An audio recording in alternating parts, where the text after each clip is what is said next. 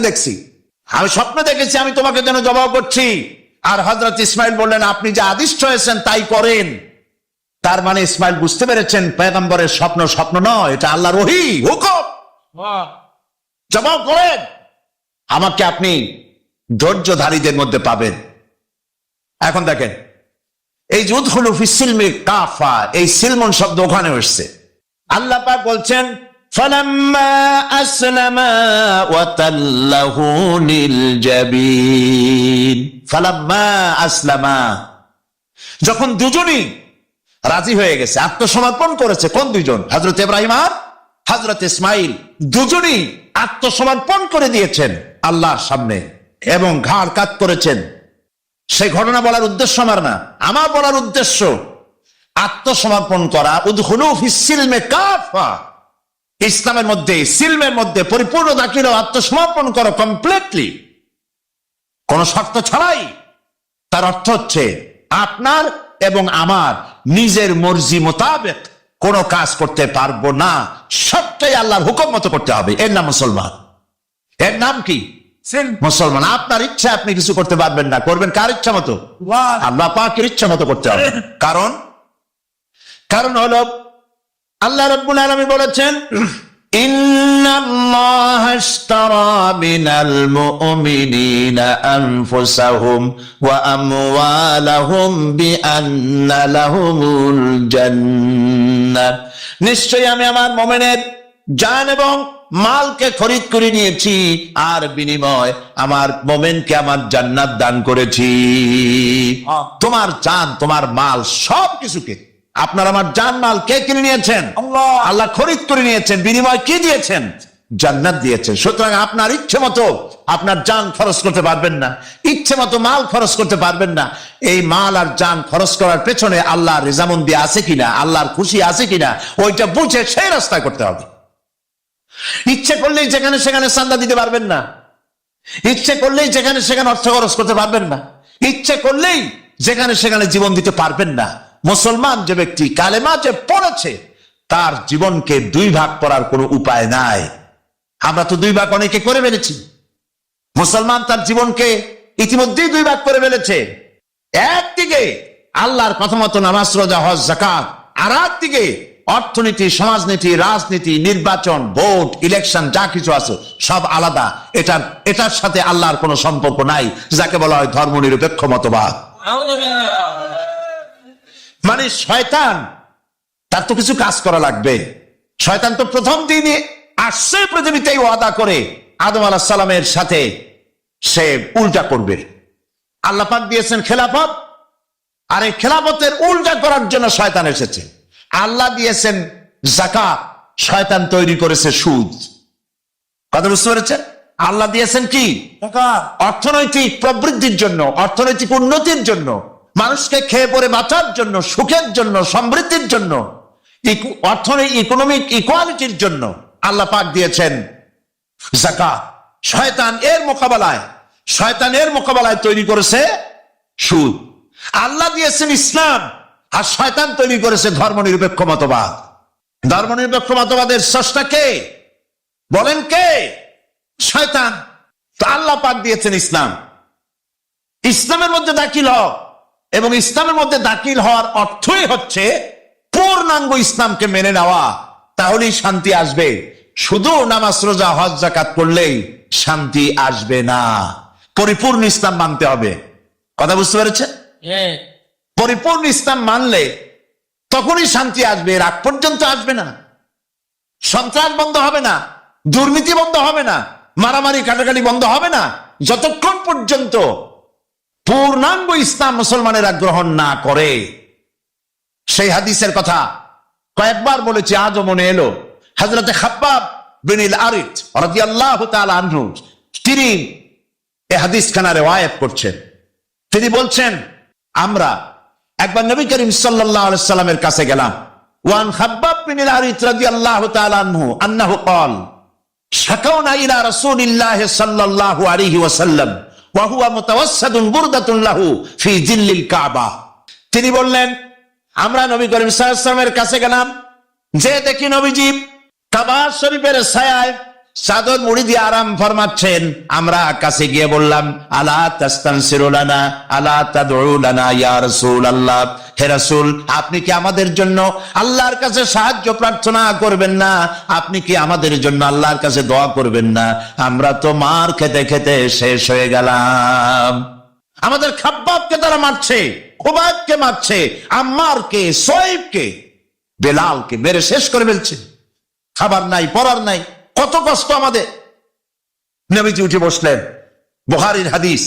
নবীজি উঠে বসলেন, বললেন, খাব্বাব শোনো, শোনো খাব্বাব, তোমাদের আগে এই পৃথিবীতে দ্বীনের দাওয়াত দিতে যারা এসেছিলেন, ইসলামের দাওয়াত দিতে যারা এসেছিলেন, তাদেরকে ধরা হতো। ফায়ুখাযুর রাজুল, তাদেরকে সমকালীন রাষ্ট্রশক্তি তাদের ধরত। ফায়ুহফারু লাহু ফিল আরদ, এবং তার জন্য জমিনের মধ্যে গর্ত খনন করা হতো। ফায়ুজআলু ফিহা, এরপরে সেই গর্তের ভিতরে তাকে কোমর পর্যন্ত ডাবায় দেওয়া হতো। সুম্মা ইউতা বিল মানশার, এরপরে করাত আনা হতো। ফায়ুদাউ আলা রাসি, এরপরে এই করাতটা তার মাথার উপরে রাখা হতো। ফায়ুজআলু নিসফাইন, করাত দিয়ে চিরে জীবিত মানুষটাকে দ্বিখণ্ডিত করে ফেলা হতো। মা ইয়াসুদ্দুহু যালিকা আন দীনিহি, এত কষ্ট দেওয়ার পরেও একজন ইসলামের দায়ীকে তারা ইসলামের রাস্তা থেকে এক চুলও সরাইতে পারে নাই। আল্লাহর নবী বলেন, শোনো খাব্বাব, ওয়াল্লাহি লা ইউতাম্মান্নাল্লাহু হাদাল আমরা হাত্তা ইয়াসিরুর রাকিবা মিন সানা ইলা হাযরামাউত।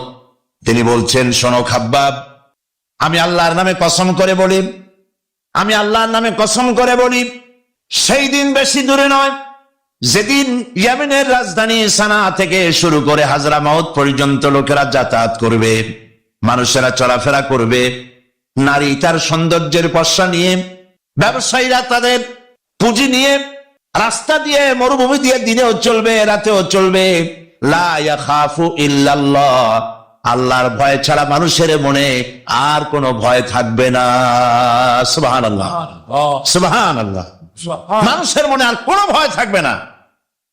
ওয়ালাকিন্নাকুম তাস্তাজিলুন, তোমরা তাড়াহুড়ো করছো, অপেক্ষা করো, এরকম সমাজ আসবে। কোরআন সেই সমাজ কায়েম করেছিল, ওই মুসলমান তৈরি করেছিল, যেই মুসলমান ইসলামকে পরিপূর্ণরূপে জীবনের সকল ক্ষেত্রে মানত। ব্যক্তিতে, পরিবারে, সমাজে, রাষ্ট্রে, জীবনের সব জায়গায় ইসলামকে তারা মানত বলেই এই শান্তি তাদের ভিতরে এসেছিল।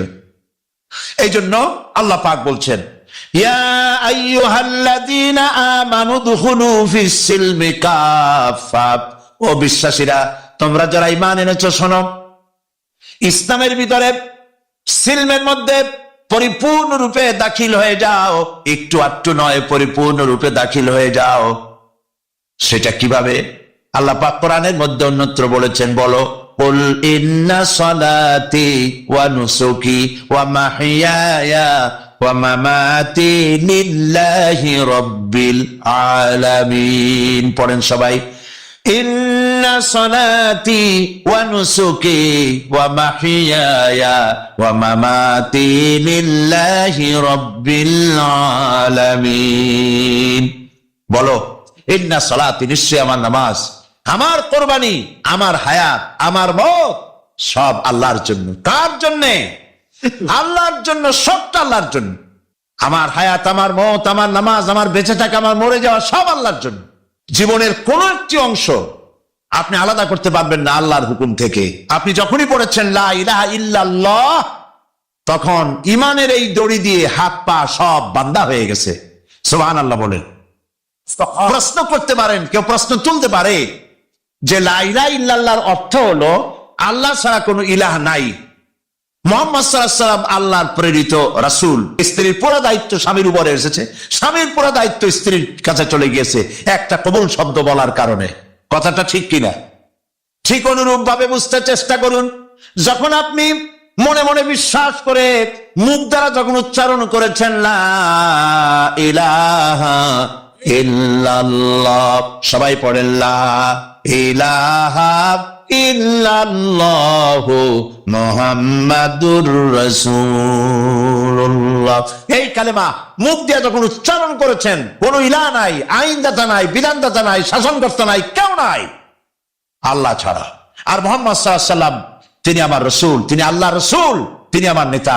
এই কথা যখন স্বীকার করেছে, সমস্ত মুসলমান নরনারী কলিজার মধ্যে এই কথা গেঁথে নিন। আপনার ইচ্ছা মতো আপনি নির্বাচন করতে পারেন না, আপনার ইচ্ছে মতো আপনি রাজনীতি করতে পারেন না, আপনি ইচ্ছে মতো পার্লামেন্ট চালাইতে পারেন না, আপনি ইচ্ছে মতো আপনার কোর্ট, আপনার আদালত, আপনার দেশ, আপনার ক্যান্টনমেন্ট, আপনার শিক্ষাঙ্গন কোনটাই আপনার মত মতো চালাইতে পারেন না। এমন কোন আইন চালাতে পারবেন না, এমন কোন আইন প্রণয়ন করতে পারবেন না যেটা করতে গেলে আল্লাহর আইনের সঙ্গে সাংঘর্ষিক হয়ে যায়। আপনার জনগণ, আপনার দেশকে সামনে রেখে আইন তৈরি করা, বিভিন্ন কার্যক্রম পরিচালনা করা সবটাই আপনি করতে পারবেন, তবে আপনার মেইন লক্ষ্য থাকবে আমি যা করতেছি আল্লাহর হুকুমের সাথে যেন সাংঘর্ষিক কন্ট্রাডিকশন না হয়। কথা বুঝতে পেরেছেন? এমন আইন করতেই পারবেন না, এমন বিল পাস করতেই পারবেন না যে বিল পাস করলে কোরআনের সাথে বিরোধিতা হয়। বুঝে আসছে কথা? কাজী যখন আমি মুসলমান, আল্লাহর কথা হচ্ছে নামাজ, দাড়ি, টুপি আর লম্বা জামা, এটাই মুসলমান হওয়ার জন্য শর্ত নয়। দাড়ি, টুপি, জামা ইত্যাদি গুলি তো লাগবেই। আবার কেউ ভুল বুঝবেন না, আমরা তো বলি একরকম, লোকেরা বুঝে আবার আর এক রকম, নানান রকমের বুঝ। হয়তো বলেই বুঝবে সাইদি সাহেব গত রাত্রে ওয়াজ করেছেন, কালকে হয়তো পত্রিকায় দেখা যাবে, কোন পত্রিকা শরীফে লাগবে যে উনি বলেছেন দাড়ি, টুপি এগুলা কোনো বেহুদা জিনিস লাগবেই না। কথা তো এটা না, কথা হচ্ছে দাড়ি, টুপি লাগবে, যেমন পুলিশের ইউনিফর্ম লাগবে। কথা বুঝছেন? এখন পুলিশের ইউনিফর্ম, বিডিআর এর ইউনিফর্ম, আর্মির ইউনিফর্ম, দেখছেন না ইউনিফর্ম, জামা, তার উপরে এখানে র্যাঙ্ক লাগানো, ফিতা লাগানো, বাঁশি লাগানো, বারান্দাওয়ালা টুপি, প্যান্ট শার্ট ইত্যাদি, যার যেরকম র্যাঙ্ক সেই র্যাঙ্ক অনুযায়ী এগুলি পড়তে হয়। এখন কোন আর্মি, কোন বিডিআর, কোন পুলিশ মনে করলো যে আমি ইউনিফর্ম যখন পড়েছি তখন আর অসুবিধা কি, সে শুয়ে শুয়ে সিগারেট টানতেছে অথবা গল্প করতেছে। সীমান্তে দামামা বেজে উঠেছে, সরকারের পক্ষ থেকে অর্ডার করা হয়েছে সীমান্তে চলে যাও সবাই, সমস্ত সেনাবাহিনী, বিডিআর, এয়ারফোর্স, নেভাল ফোর্স সব যুদ্ধের জন্য প্রস্তুতি নাও। এরা মনে করতেছে যে যখন ইউনিফর্ম পরছি আমার চাকরি যায় কই, ঠ্যাঙ্গের উপরে ঠ্যাং ফেলাইয়া সিগারেটে টান দিয়া উপরে ফু দিয়া তাকায়, তাকে ফু গেল কদ্দু, চাকরি থাকবে? চাকরি থাকবে না। আবার ইউনিফর্ম ছাড়া যদি যুদ্ধে লাফায় পড়ে, মার খাওয়া ছাড়া পথ আছে? ইউনিফর্ম ছাড়া যদি দাবি করে আমি বিডিআর পুলিশ, প্রথমে তো ধোলাই হবে ভালো করে, তারপরে চিন্তা করবে যে লোকটা আসলে বিডিআর বা পুলিশ কিনা, ঠিক না? সেই জন্য ইউনিফর্ম প্রয়োজন, ইউনিফর্মের সাথে তার কাজটাও প্রয়োজন। কথা বুঝতে পেরেছেন? ইউনিফর্ম হচ্ছে তার পরিচিতি, আর কাজটা হলো সাথে জরুরি, হুকুম পালন করা সরকারের। দাড়ি, টুপি, জামা মুসলমানদের ইউনিফর্ম। সুবহানাল্লাহ বলেন, সুবহানাল্লাহ বলেন। মুসলমানদের ইউনিফর্ম, দাড়ি, টুপি, পাগড়ি, জামা, এগুলি হচ্ছে তার ইউনিফর্ম। এখন ইউনিফর্ম পড়েছে, দাড়ি আছে, টুপি আছে, জামা আছে, পাগড়ি আছে, সব আছে, কিন্তু ব্যবসা করে ওজনে কম দেয়, এমন দেওয়া এরকম আর কম কেউ দিতে পারে না। সাক্ষী দিলে জনমের মতো মিথ্যা সাক্ষী দেয়, বউ পর্দায় থাকে না, এর দাড়ি, টুপি, জামার কোনো লাভ আছে? সেই জন্য ইসলামের ভিতরে দাখিল হতে হলে এতটুকুন হলে হবে না, সবটুকুন হতে হবে। ইয়া আইয়ুহাল্লাযীনা আমানু দুখুলু ফিস-সিলমি কাফা, পরিপূর্ণরূপে ইসলামের মধ্যে দাখিল হও। ইসলামে দাখিল হতে কি কি লাগবে, কি কি করতে হবে, সেই কথাগুলি আমি আগামীকাল আপনাদের সামনে বলবো ইনশাআল্লাহ। সবাই বলি ইনশাআল্লাহ। মেহেরবানি করে দাঁড়ানো ভাইয়েরা বসেন, আমি আপনাদের নিয়ে মোনাজাত করব, আর মোনাজাতের পর আজান হবে, এশার নামাজ বা জামাত আদায় করে যাবেন। আলহামদুলিল্লাহ বলি। আগামীকাল এই আয়াতের বাকি ব্যাখ্যা সামনে আমরা চলবো এবং আলোচনা করব। মুসলমান না হওয়ার কারণে, নামধারী মুসলমান হওয়ার কারণে এ দুরবস্থা হয়েছে, এই জন্য আমরা আগামীকাল বিশদ আলোচনা করব।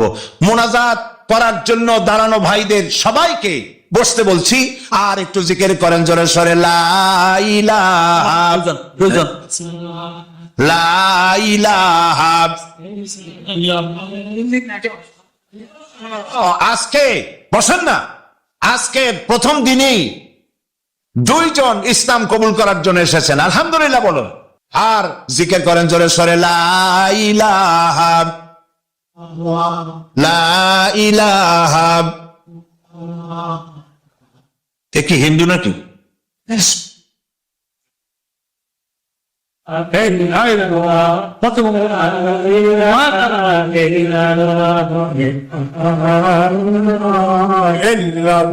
দুইজন ইসলাম কবুল করার জন্য এসেছেন। একজনের নাম হলো সুমন বড়ুয়া, পিতা হলো টিটন বড়ুয়া, বাড়ি হলো কেরানীরহাট, চট্টগ্রাম।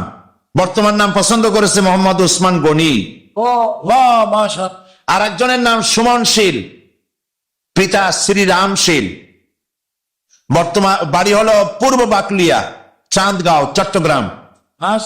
বর্তমান নাম পছন্দ করেছে মোহাম্মদ কামরুল হাসান। এসো, লা ইলাহা, জোরে মাথা একটু নিচু করো, লা ইলাহা ইল্লাল্লাহু মুহাম্মাদুর রাসূলুল্লাহ। আল্লাহ ছাড়া কোন উপাস্য নাই, মাবুদ নাই। মুহাম্মদ সাল্লাল্লাহু আলাইহি ওয়াসাল্লাম আল্লাহর প্রেরিত রাসূল। আশহাদু আন লা ইলাহা ইল্লাল্লাহু ওয়াহদাহু লা শারীকা লাহু ওয়া আশহাদু আন্না মুহাম্মাদান আবদুহু ওয়া রাসূলুহু। আমি সাক্ষ্য দিচ্ছি, জোরে বলো, আমি সাক্ষ্য দিচ্ছি আল্লাহ ছাড়া কোন ইলাহ নাই, মাবুদ নাই, তিনি এক, তিনি একক, তার কোন অংশীদার নাই। আমি আরো সাক্ষ্য দিচ্ছি মুহাম্মদ সাল্লাল্লাহু আলাইহি ওয়াসাল্লাম আল্লাহ বান্দা এবং তার প্রেরিত রাসূল। সকলে বলো আসসালামু আলাইকুম। সালাম দিয়েছে, আপনারা জবাব দেন। আমাদের এই দুই ভাই কিছুক্ষণ, কয়েক মুহূর্ত আগ পর্যন্ত ছিল মুশরিক, এখন আমাদের তাওহীদবাদী ভাই, আমাদের মুসলমান ভাই। এবং এই দুইজন হলো এই মাহফিলের মধ্যে এখন নিষ্পাপ, বেগুনাহ, কালেমা পড়ার কারণে আল্লাহ পাক তাদের পেছনের সমস্ত গুনাহ খাতাকে মাফ করে দিয়েছেন। আমি আপনাদের পক্ষ থেকে তাদের দুজনকে আলিঙ্গন করছি। লা তাখাফ, ভয় পেও না। আল্লাহ বলছেন ধরো, ভয় পেও না। ধরার সঙ্গে সঙ্গে স্বাভাবিক অবস্থায় ফিরে আসবে, আবার লাঠি হয়ে যাবে। এখন আল্লাহ বলছেন ধরো। মুসা আলাইহিস সালাম কি ভয় পাওয়া উচিত হবে? আর উচিত হবে? মুসা আলাইহিস সালাম কি ভয় পাইছিলেন? কারণ হচ্ছে এই দুশমনের শক্তিটা খুব বড়ই দেখা যায়, মনে হয় যেন অনেক বড়, কি জানি কি। আল্লাহ পাক বলছেন ইন্না কাইদাশ শায়তানে কানা দাঈফা। শয়তানের চক্রান্ত যতই তুমি মনে করো অনেক ষড়যন্ত্রের জাল বিস্তার হয়ে আছে, আল্লাহ কয় কিছুই না, দাঈফা, অত্যন্ত দুর্বল। আল্লাহ পাক বললেন ধরো। মুসা আলাইহিস সালাম সাপ ধরলেন, সঙ্গে সঙ্গে লাঠি হয়ে গেল। ফেরাউন বরদাস্ত করলো না, রাষ্ট্রশক্তির পক্ষ থেকে আক্রমণ শুরু হলো। অপরাধ কি? মুসা আলাইহিস সালামের অপরাধ কি? কি অপরাধ? মাশাআল্লাহ, বুঝতে পেরেছেন। অপরাধ হচ্ছে তিনি বলেছেন লা ইলাহা, জোরে বলেন লা ইলাহা ইল্লাল্লাহ। এই কালেমাকে আজ আমরা ভিক্ষার বুলি বানাইছি। এটা হলো সার্বভৌমত্বের বুলি, এটা হচ্ছে আল্লাহ পাকের সার্বভৌমত্বের কথা। আজ আমরা মানুষের কাছে আমরা শুনি, মানুষেরা ভিক্ষা চায়, লা ইলাহা ইল্লাল্লাহ, এক মুঠ চাউল দেন, লা ইলাহা ইল্লাল্লাহ 10 খান পাই দেন। এই হচ্ছে কালেমার জিকির। আবার কেউ কেউ জিকির করতেছে লা ইলাহা আস্তে, ইল্লাল্লাহ জোরে, এমন জোরে কলব সাফ করে, কলব তাতে থাকলেও পারে, গেলেও পারে। এই কালেমার জার, এর আঘাত পয়গম্বররা মেরেছেন। হযরতে মুসা আলাইহিস সালাম যখন বলেছেন লা ইলাহা ইল্লাল্লাহ, এই ধাক্কা ফেরাউন বরদাস্ত করতে পারে নাই। দরিয়ায় নীলের ভিতরে আল্লাহ পাক ডুবায়ে শেষ করে দিয়েছেন, দেন নাই? হযরতে মুসা আলাইহিস সালাম, তার উম্মতেরা দরিয়ার পাশে বসে দ্বীনি কথাবার্তা বলতেছেন। এমন সময় ফেরাউন, তার শত্রু হচ্ছে মূসা আলাইহিস সালাম। শত্রু কেন? মূসা কি ফেরাউনের পাকা ধানে মই দিয়েছে নাকি? বলেন আপনারা। তার হালের গরু পিটায় মারছে নাকি? অপরাধ হলো তিনি আল্লাহর জমিনে আল্লাহর আইন প্রতিষ্ঠার কথা বলেছেন। এই শুধুমাত্র এই অপরাধে ফেরাউন তার দলবল নিয়ে 3 দিক থেকে আক্রমণ করেছে। মূসা আলাইহিস সালামের উম্মতেরা ভয় পেয়ে গেছেন। তারা বলছেন ইন্না লামুদরাকুন, আমরা পাকড়াও হয়ে গেছি। 3 দিকে সারাশি আক্রমণ, 3 দিকে শত্রু, একদিকে দরিয়া, পালাবার রাস্তা আছে? হযরত মূসা আলাইহিস সালাম ভয় পেয়ে গেলেন, সারেন্ডার করলেন না। হযরত মূসা আলাইহিস সালাম বললেন কাল্লা, কখনো নয়, ভয় পাওয়ার কোনো কারণ নাই। রব্বি সায়াহদিন, অবশ্যই আমার রব আমার জন্য রাস্তা করে দিবেন। ভয় পাইও না, আমার রব রাস্তা করে দিবেন। আল্লাহ রাব্বুল আলামিন হযরত মূসা আলাইহিস সালামকে অর্ডার করলেন, হাতের লাঠি দিয়া দরিয়ার উপরে আঘাত করো। হযরত মূসা আলাইহিস সালাম দরিয়ার উপর আঘাত করলেন। রাস্তা ছিল দরকার একটার, এক বাড়িতে আল্লাহর হুকুমে লাঠি দিয়ে একটি আঘাত করার সঙ্গে সঙ্গে হযরত মূসার তার সঙ্গী সাথী দরিয়া পার হওয়ার জন্য দরিয়ার মধ্য দিয়ে আল্লাহ 12টা রাস্তা পয়দা করে দিলেন। সে আল্লাহ আছে না নাই? এত আসতে বলেন কেন? ভয় পাওয়ার কারণ আছে? রাষ্ট্র শক্তি বাধা দিয়েছে সমস্ত নবীদেরকে। কেন? নবীদের চরিত্র খারাপ? জোরে বলেন, নবীদের চরিত্র খারাপ? নবীদের চাইতে মাসুম বেগুনাহ উন্নত চরিত্রের মানুষ আল্লাহর আকাশের নিচে জমিনের উপরে আর হয় নাই। তোমরা যে সামনে তাদের পিছনে দৌড়াও, অমুকের সৈনিক, নেতা নেতা করে মরো, এইসব নেতা যাদের পিছনে দৌড়াও, এই নেতাগুলি, আমি জিজ্ঞেস করি আপনাদেরকে, এই নেতাগুলি জীবনে একবারও জেনা করে নাই? এ ব্যাপারে অনুসারীরা আপনারা কি নিশ্চিত? মিথ্যা কথা জীবনেও কয় নাই, প্রতারণা করে নাই, ঠাট্টা করে নাই, বিদ্রুপ করে নাই, মদ খায় নাই, মানুষ হত্যা করে নাই। কিসের নেতা? নেতা হচ্ছেন সেই ব্যক্তি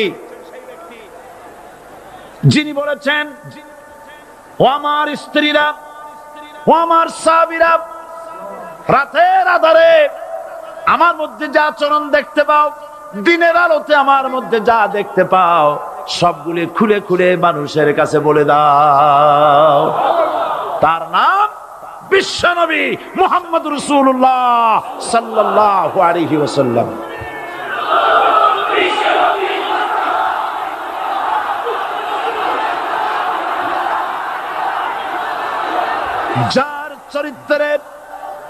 যার চরিত্রের সার্টিফিকেট আল্লাহ রাব্বুল আলামিন নিজে দিচ্ছেন, ওয়া ইন্নাকা লাআলা খুলুকিন আযীম। নবী হে, উন্নত চরিত্রের উপরে আপনি প্রতিষ্ঠিত। সুবহানাল্লাহ। কে সার্টিফিকেট দিচ্ছেন? আযীম, আযীম। আরবিতে চওড়াকে বলা হয় আরিদ, গভীরতাকে বলা হয় আমিক। কত প্রশস্ত, যা মাপার কোনো ফিতা নাই। কত গভীর, যা মাপার কোনো যন্ত্র নাই। এইটাকে আরবিতে বলা হয় আজিম। সুবহানাল্লাহ বলতে ইচ্ছে করে না? ও নবী, তোমার চরিত্র এমন যা মাপার মতো যন্ত্র পৃথিবীতে নাই। এই সার্টিফিকেট দিলেন কে? সমস্ত নবীরাই চরিত্রবান, নবীরা মাসুম বেগুনাহ। সুবহানাল্লাহ বিহামদিহি। সেই নবীরা মার খান নাই? খেয়েছেন কিনা বলেন? কারা মেরেছে? রাষ্ট্র শক্তি। কারা মেরেছে?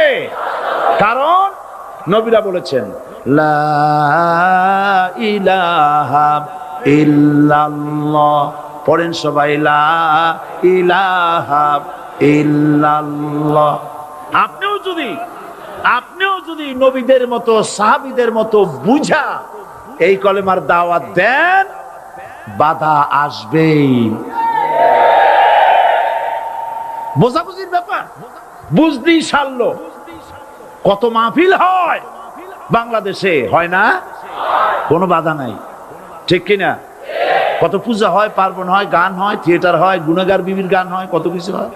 কোনো বাধা আছে? তাফসীরের মাহফিলে বাধা।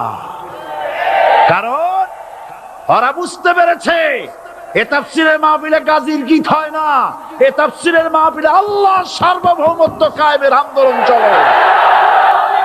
এবার দেখুন, এবার কলেমা বোঝেন, কালেমা বুঝুন। বঙ্গভবনের সামনে দাঁড়ায়, গণভবনের সামনে দাঁড়িয়ে আপনি যদি কালেমার জিকির করতে থাকেন, লা ইলাহা ইল্লাল্লাহ, লা ইলাহা ইল্লাল্লাহ, লা ইলাহা ইল্লাল্লাহ, লা ইলাহা ইল্লাল্লাহ, 2-1 ঘন্টা, 2-4 ঘন্টা, দেখবেন অফিসাররা এসে বলবে, না জানি কোন খাজা বাবা আসছে, আসেন আসেন, নিয়ে খাইতে দেবে, হাদিয়া দেবে। যেহেতু যিনি পড়তেছেন উনি বোঝেন না কি বলতেছেন, আর যারা দাওয়াত দিয়ে নিয়ে গেল ওরা টের পাই নাই যে কি কি শুনে দাওয়াত দিতেছে। কিন্তু আপনি যদি বঙ্গভবন, গণভবন, সেক্রেটারিয়েট আর পার্লামেন্ট এর ভিতরে ঢুকে যদি বলেন, কোন মানুষের তৈরি করা আইন মানি না, কোন সরকারের সার্বভৌমত্ব স্বীকার করি না, কারো বিধান মানি না, কারো তৈরি করা আইনের সামনে মাথা নত করি না, আল্লাহ ছাড়া কারো বিধান মানি না, হাদিয়া আসবে, খাইতে দেবে, পকেটে টাকা দেবে, খাওয়াবে এক জায়গায় নিয়ে। কোন জায়গায়? লাল দালানে। বোঝাবুঝি। পয়গম্বরেরা দাওয়াত দিয়েছেন আয়াতুল কুরসি, ফরজ নামাজ পড়িয়া দেখছি অনেকেই জামার বুতাম টুতাম খুলিয়া তারপরে জোরে একটা ফু দেয়। অসুবিধা নাই, ফু আপনি দেন, কিন্তু কি পড়ে ফু দিচ্ছেন আপনি কি বুঝছেন কিছু? সুবহানাল্লাহ। বুঝলি কি এই চেহারা হয়? এতগুলো মানুষ লাগে নাকি বিপ্লব করতে, কালেমার রস কায়েম করতে? 313 জন মুসলমান যথেষ্ট পৃথিবীতে।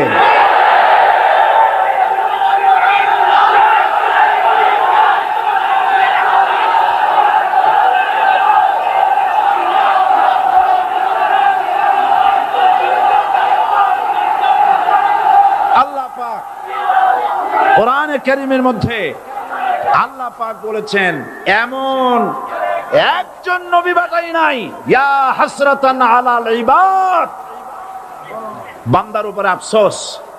আহারে, কে বলতেছেন? আমার আল্লাহ। বলেন আমার আল্লাহ,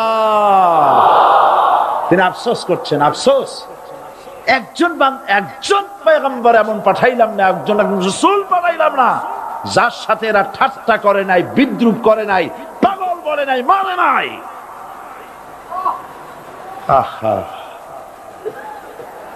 অপরাধ আল্লাহর সার্বভৌমত্ব প্রতিষ্ঠার অপরাধ। হযরত ইব্রাহিম আলাইহিস সালাম তিনি যখন এই কালেমার দাওয়াত দিয়েছেন নমরুদের বিরুদ্ধে, নমরুদ বলেছে, মান আসাদ্দু মিন্না কুওয়া, আমার চাইতে শক্তিশালী আর কে আছে? আনা রব্বুকুমুল আলা, আমি তোমাদের বড় প্রভু। নাউজুবিল্লাহ। কই থেকে একটা তুমি বলছো লা ইলাহা ইল্লাল্লাহ, আমি তো ইলাহ। হযরত ইব্রাহিম আলাইহিস সালাম কি কালেমার দাওয়াত পেশ করার অপরাধে অগ্নিকুণ্ডের ভিতরে ফালাবার ব্যবস্থা হয়ে গেছে। আল্লাহ পাক সব ঘটনা কোরআনে বলে দিয়েছেন কিনা বলেন? কেন বললেন এই সমস্ত কথা? এই জন্য বলেছেন, ফেরাউন মরে যাবে, নমরুদ মরে যাবে, কিন্তু তাদের প্রেতাত্মারা যুগে যুগে তারা বেঁচে থাকবে। আগুনের ভিতরে ফালাবার ব্যবস্থা হয়েছে। আল্লাহ পাক বলে দিয়েছেন, আমার রাস্তায় যদি চেষ্টা করো, জিহাদ করো, আমার সাহায্য তোমরা পাবে। ওয়া কানা হাক্কান আলাইনা নাসরুল মুমিনিন, মুমিনদেরকে সাহায্য করা আমি আল্লাহর জন্য ওয়াজিব। সুবহানাল্লাহ বলবেন না? আলহামদুলিল্লাহ বলবেন না? আমার জন্য ওয়াজিব মুমিনদেরকে সাহায্য করা। ইব্রাহিম আলাইহিস সালামকে আগুনে ফেলানো হচ্ছে। হযরত জিবরাইল বলেন, ইব্রাহিম তোমাকে আগুনের ভিতরে ফেলানো হতেছে, আমার কাছে সাহায্য চাও, আমি তোমারে বাঁচায় দেব। হযরত ইব্রাহিম আলাইহিস সালাম তিনি বললেন, জিবরাইল আমার পরীক্ষা চলতেছে, আমাকে ডিস্টার্ব করো না, আমি তোমার কাছে সাহায্য কেন চাইবো? আমি তো এমন কোন অন্ধ আল্লাহর ইবাদত করি না যিনি তার বান্দার দুঃখ দুর্দশা নিজের চোখে না দেখেন। পরীক্ষা পাস করছে না? পাস করছেন কিনা? হযরত ইব্রাহিম বলেন, শোনো জিবরাইল, আমি যদি আগুনের ভিতরে পড়ে যাই আর আগুনে পুড়ে যদি ভস্ম হয়ে যায়, আমার আল্লাহ যদি এতে খুশি হন, তাহলে আমি আমার রব্বুল আলামিনকে খুশি করার জন্য এভাবে 1000 বার পুড়তে আমি রাজি আছি। ইব্রাহিম আলাইহিস সালাম আগুনের ভিতরে পড়ে গেলেন। আল্লাহ রাব্বুল আলামিন আগুনের প্রতি নোটিশ করে দিলেন, ইয়া নারু কুনি বারদাম ওয়া সালামান আলা ইব্রাহিম। আগুন আমার ইব্রাহিমের জন্য শান্তিদায়ক, ঠান্ডা হয়ে যা। ইব্রাহিম আলাইহিস সালাম জ্বলছেন, পুড়ে গেছেন। নমরুদ তার প্রাসাদের ছাদে বসে ইব্রাহিম আলাইহিস সালামের পোড়া দৃশ্য দেখে আনন্দ করবে, আগুনের দিকে তাকায় দেখে ইব্রাহিম আরামে বসে আছেন। পোড়া তো দূরের কথা, জামাও পড়ে নাই। ও ডাক দিয়া বলে, রে আগুন, গোটা জাতি নিয়ে তোর পূজা করলাম, আমার দুশমন কেন জ্বালাইতে পারিস না? তোর জ্বালানো শক্তি কি নষ্ট হয়ে গেছে নাকি? আগুনের ভিতর থেকে আওয়াজ বেরিয়ে এলো, নমরুদ, আমার ভিতরে দাহ্য শক্তি, জ্বালানো শক্তি আছে কি নাই যদি প্রমাণ করতে চাও, টেস্ট করতে চাও, তুই নিজে আয়, তোরে সুদ্ধা তাম দুনিয়া জ্বালাই দিতে পারি, ইব্রাহিমের এক গাছা পশম জ্বালাইতে পারি না। বিশ্বকবি আল্লামা ইকবাল কি সুন্দর করে বলেছেন, আজ ভি হো জু ইব্রাহিম কা ইমা पैदा आग कर सकती है एक अंदाजे गुलिस्तां पैदा। ইব্রাহিমের ঈমান যদি আজও কোথাও হয় বিদ্যমান, করতে পারেন অগ্নিকুণ্ডে খুবসুরত এক গুলিস্তান। এখনো যদি ইব্রাহিমের সন্তানদেরকে আগুনের মধ্যে ফেলে দেওয়া হয়, আর ইব্রাহিম ঈমান যদি থাকে, আগুনকে ফুলের বাগান বানাবার ক্ষমতা আল্লাহর আছে। চিরকাল আল্লাহ পাক এই কালেমাকে দিয়েছেন আল্লাহর সার্বভৌমত্বকে প্রতিষ্ঠা করার জন্য। আয়াতুল কুরসি শুধু পড়ে বুকে ফু দেওয়ার জন্য নয়। আলামিনের হাবিব জনাব মুহাম্মদ রাসূলুল্লাহ সাল্লাল্লাহু আলাইহি ওয়াসাল্লাম বলেছেন, কিয়ামতের ময়দানে আল্লাহর কসম করে বলছি, সেদিন জাহান্নামীদের ভীষণ কষ্ট হবে, আর জান্নাতীদের জন্য অত্যন্ত আসান হবে, অবস্থাটা খুবই আরামের হবে। নবীজি বলেন, এক ফরজ নামাজ, এক ওয়াক্ত ফরজ নামাজ আদায় করতে যে সময়টুকুন লাগে, কিয়ামতের মাঠের এই সময় এত বড় বিরাট লম্বা সময় জান্নাতীদের জন্য এরকম হালকা হয়ে যাবে। সুবহানাল্লাহ। হযরত আবু সাঈদ খুদরী রাদিয়াল্লাহু তাআলা হাদিস বর্ণনা করেছেন, এক ওয়াক্ত নামাজ, একটা ফরজ নামাজ পড়তে যতটুকুন সময় লাগে, এতটুকুন সময়ের ভেতরে জান্নাতীদের কারবার শেষ হয়ে যাবে। সুবহানাল্লাহ হামদি। আর ওদের কারবার তো শেষই হবে না। ويوم تشقق السماء بالغمام ونزل الملائكة تنزيلا। ওরা ফেরেশতা দেখতে চায়, সেদিন আসমান সমূহ বিদীর্ণ হয়ে মেঘ পুঞ্জ বেরিয়ে আসবে, আত্মপ্রকাশ করবে, তার ভেতর থেকে ফেরেশতারা ক্রমাগত নাজিল হতে থাকবে। আর অবস্থাটাই হবে, আল মুলকু ইয়াউমাইযিল হাক্কু লির-রাহমান ওয়া কানা ইয়াওমান আলাল কাফিরিনা আসীরা। আর সেদিনে বাদশাহী হবে কেবলমাত্র রহমানের। ওয়া কানা ইয়াওমান আলাল কাফিরিন আসীরা, আর সেই কিয়ামতের দিন, সেই সময়টা হবে কাফেরদের জন্য বড়ই কঠিন। এখানে কিয়ামতের কিছু কথা বলা হচ্ছে, কিছু আভাস দেওয়া হচ্ছে যে আসমান সমূহ বিদীর্ণ হয়ে মেঘ পিণ্ড বেরিয়ে আসবে এবং তার থেকে ক্রমাগত ফেরেশতারা নাযিল হতে থাকবে। আল্লাহর হাবিব বলেছেন, কেউ যদি কিয়ামতের দৃশ্য দেখতে চায় সেজন্য সূরা ইজা শামসু কুবিরাত ওয়া ইজা সামাউন ফাতারাত, ইজা সামাউন শাক্কাত, এই সূরাগুলি যেন পড়ে, তাহলে কিয়ামতের দৃশ্য তার চোখের সামনে প্রতিভাত হবে। কিয়ামতের দৃশ্যটা আসলে কেমন হবে সেই সূরাগুলি তেলাওয়াত করলে সে বুঝতে পারবে। যেমন আল্লাহ পাক বলছেন, ইজাস সামাউ ফাতারাত ওয়া ইযাল কাওয়াকিবু তাসারাত ওয়া ইযাল বিহারু ফুজ্জিরাত ওয়া ইযাল কুবুরু বুসিরাত। যখন আকাশসমূহ চূর্ণ বিচূর্ণ হয়ে যাবে আর তারকাসমূহ বিক্ষিপ্ত হয়ে পড়বে, সমুদ্র মহাসমুদ্রগুলি দীর্ণ বিদীর্ণ হয়ে যাবে, কবরগুলি সব উদ্গীরণ করে দেবে, তার মধ্যে যা আছে সে সবগুলি। আবার আল্লাহ পাক বলেন, ইযাশ শামসু কুবিরাত ওয়া ইযান নুজুমুন কাদারাত ওয়া ইযাল জিবালু সুজ্জিরাত। সূর্য যখন ঢেকে যাবে, তারকাগুলি যখন বিপর্যস্ত হয়ে যাবে, আর পাহাড়গুলি যখন চালিয়ে দেওয়া হবে, এই দৃশ্য তোমরা দেখতে পাবে। فَإِذَا النُّجُومُ طُمِسَتْ وَإِذَا السَّمَاءُ فُرِجَتْ وَإِذَا الْجِبَالُ نُسِفَتْ। সেদিন অবস্থা এমন হবে, সমস্ত তারকাগুলি স্তিমিত হয়ে যাবে আর আকাশসমূহ দীর্ণ বিদীর্ণ হয়ে যাবে, আর দেখতে পাবে পাহাড়গুলি সমস্ত পাহাড়গুলিকে উড়িয়ে দেওয়া হবে। আবার অবস্থা আরো কি হবে, فَإِذَا بَرِقَ الْبَصَرُ وَخَسَفَ الْقَمَرُ وَجُمِعَ الشَّمْسُ وَالْقَمَرُ। যখন চক্ষু বিস্ফারিত হয়ে যাবে মানুষের, চাঁদ আর সূর্য নিষ্প্রভ হয়ে যাবে, সব একাকার হয়ে যাবে, চন্দ্র এবং সূর্য তার অস্তিত্বকে হারিয়ে ফেলবে।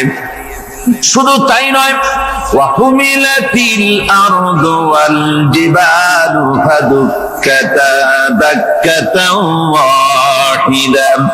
জমিন ও পাহাড়গুলির মধ্যে সংঘর্ষ লাগিয়ে দেওয়া হবে, আর তা এক ধাক্কায় জমিন এবং সমস্ত পাহাড়গুলি চূর্ণ বিচূর্ণ হয়ে যাবে। সুবহানাল্লাহ ওয়া বিহামদিহি। আল্লাহ রাব্বুল আলামিন বলছেন, এইভাবে করে কিয়ামতের দৃশ্য, বিভীষিকাময় দৃশ্য তোমরা দেখতে পাবে। আর সেদিনের রাজত্বটা কার হবে?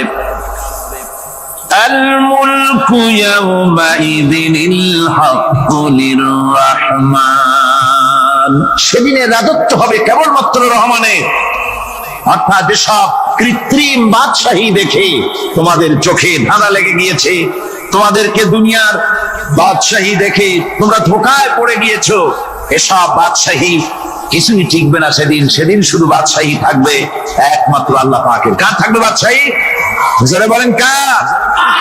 আল্লাহ রাব্বুল আলামিন যখন কিছুই থাকবে না, ঘোষণা করবেন, লিমানিল মুলকুল ইয়াউম লিল্লাহিল ওয়াহিদুল কাহ্হার। আজকে কার রাজত্ব?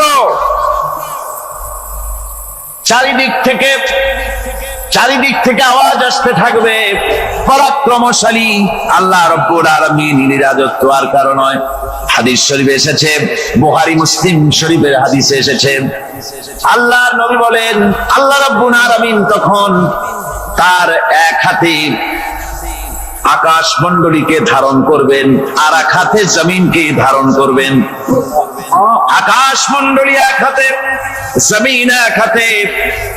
এভাবে আল্লাহ রাব্বুল আলামিন বলবেন, আইনাল জাব্বারুন আইনাল মুতাকাব্বিরুন। কোথায় সেই স্বৈরাচারীরা? কোথায় সেই দুর্বীরিত অহংকারী স্বৈরাচার যারা আমার জমিনের উপরে আমার মানুষের উপরে রাজত্ব চালিয়েছে? তারা আজকে কোথায়? কোথায় সেই অহংকারীরা?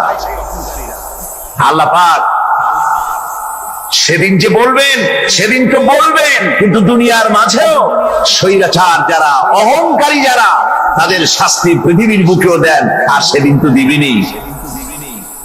কত স্বৈরাচার আমরা দেখলাম, কত অহংকারী দেখলাম, যাদের তর্জনী হেননে লক্ষ কোটি কোটি মানুষ উঠতো আর বসতো। তাদের জিল্লাতির সঙ্গে আল্লাহ রাব্বুল আলামিন কতজনকে বিদায় করে দিলেন। ফুলের মালা নিয়ে কুলাতে পারে নাই, পা থেকে শুরু করে গলা পর্যন্ত ফুলের মালা দিয়া ডুবাই দিল ভক্তরা। আবার আল্লাহ রাব্বুল আলামিন এমন শাস্তি দিলেন, ফুলের মালার পরিবর্তে জুতার মালা নিয়ে জেলের মধ্যে ঢুকাইয়া দিলেন। ঠিক কিনা গান? অহংকারী আর স্বৈরাচার যারা হয়, আল্লাহ পাক এভাবে তাদের দৃষ্টান্ত দেখিয়ে দেন। আমরা কত দেখলাম, 9 বছরের রাজা, 10 বছরের সাজা।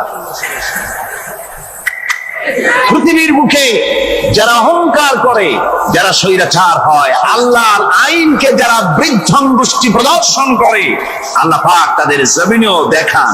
এখানে চূড়ান্ত ফয়সালা আল্লাহ করেন না, আসল ফয়সালার জায়গা তো আছেই, তবে এখানে নমুনা দেখায় দেন। কিন্তু মুশকিল হচ্ছে, ইতিহাসের সবচাইতে বড় শিক্ষা হলো, ইতিহাস থেকে মানুষেরা শিক্ষা গ্রহণ করে না। একজনে যে কাম করে বিপদে পড়ে, আর একজন এসে আবার সেই পথেই অগ্রসর হয়, নিশ্চিত মৃত্যুর পথে। আমার বন্ধুগণ, আল্লাহ পাক বলছেন সেই দিন আমার রাজত্ব হবে, আর কারো রাজত্ব হবে না। ওয়াকানা ইয়াওমান আলাল কাফিরিনা আসীরা। আর ওই দিনটা, ওই কিয়ামতের দিন হবে কাফেরদের জন্য সবচেয়ে কঠিন। সবচাইতে কঠিন হবে কাদের জন্য? কাফেরদের জন্য। কাফের কারা? কাফের হচ্ছে তারা যারা নাকি আল্লাহর আইনকে অস্বীকার করেছে, আল্লাহকে অস্বীকার করেছে, আল্লাহর আইনকে অস্বীকার করেছে। ওরা কি? কাফের। কুফর শব্দের অর্থ হচ্ছে গোপন করা। এই জন্য অন্ধকার রাতকে আরবিতে কাফের বলা হয়েছে, অর্থাৎ যা সব জিনিসকে অন্ধকার দিয়ে ঢেকে দেয়। তো কুফর হচ্ছে সেই জিনিস যা মহাসত্যকে ঢেকে দেয়, সত্যকে, মহাসত্যকে ঢেকে দেয় যে জিনিস, সেটাকে কুফর বলা হয়। আর এই কাফের অন্ধকারে ঘুরে মরে, সে কোন আলোর খোঁজ পায় না। আল্লাহ রাব্বুল আলামিন বলেন, কাফেরদের কথা এখন শোনাচ্ছেন আল্লাহ পাক, ওয়াল্লাযীনা কাফারু আউলিয়াউহুমুত الطاغوت يخرجونهم من النور إلى الظلمات। যারা কাফের, যারা কুফরি অবলম্বন করেছে, তাদের সাহায্যকারী আর পৃষ্ঠপোষক হচ্ছে তাগুত। তাগুত বলা হয় সেই শক্তিকে যে শক্তি শুধু নিজেই আল্লাহর আইন অমান্য করে বসে থাকে না, বরং অন্যদেরকে আল্লাহর আইন অমান্য করতে বাধ্য করে। ওদেরকে আরবিতে কি বলা হয়? তাগুত বলা। আর এই তাগুতের শক্তি, এই তাগুত হয় তার সাহায্যকারী, যা তাকে আলো থেকে টেনে অন্ধকারের ভেতরে নিয়ে যায়। আর কাফের হচ্ছে আল্লাহ পাকের ভাষায়, অর্থাৎ কোরআনের ভাষায়, কাফের হচ্ছে সবচাইতে নিকৃষ্ট প্রাণী, সবচাইতে নিকৃষ্ট জীব। মহাসত্যকে যারা অস্বীকার করেছে, যারা আল্লাহকে মানে না, যারা আল্লাহ কোরআনকে মানে না, যারা ইসলামকে স্বীকার করে না, তারা সবচাইতে নিকৃষ্ট প্রাণী। আল্লাহ রাব্বুল আলামিন বলেন, ইন্না শাররাদ দাওয়াবি ইনদাল্লাহিল্লাযীনা কাফারু ফাহুম লা ইউমিনুন।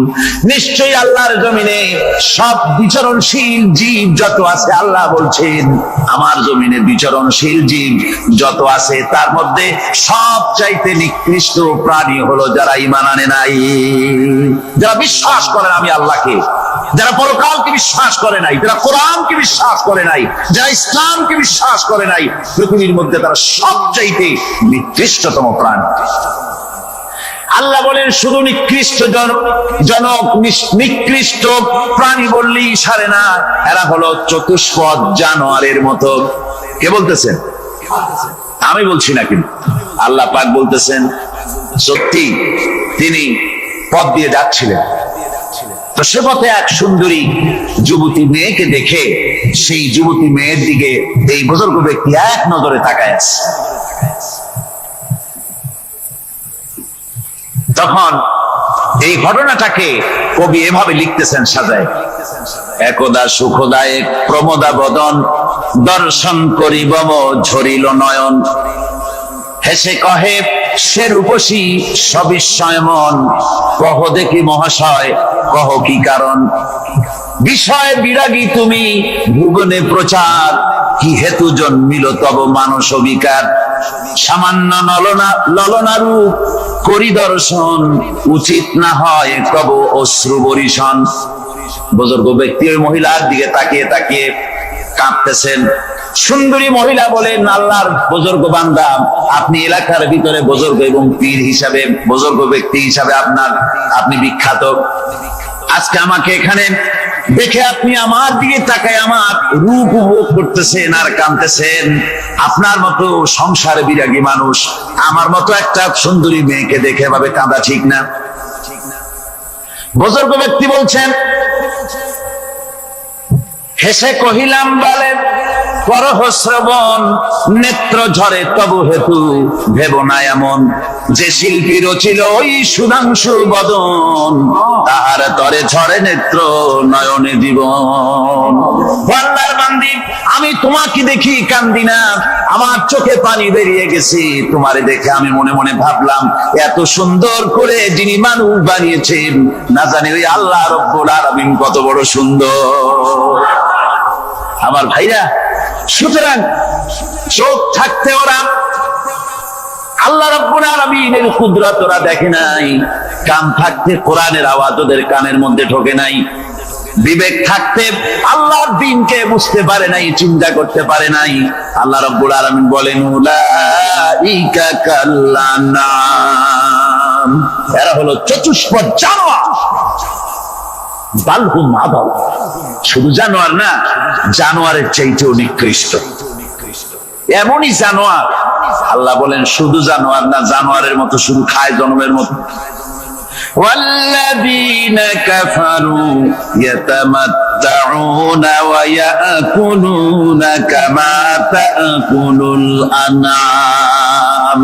এই কাফেরগুলির কাম শুধু ফুর্তি করা, গান বাজনা, নাটক, গল্প, এই সব কাজ তাদের। নামাজ নাই, রোজা নাই, আল্লাহর চিন্তা নাই, তাহাজ্জুদ নাই, পরেশগারি নাই, শুধু গান আর নাচ।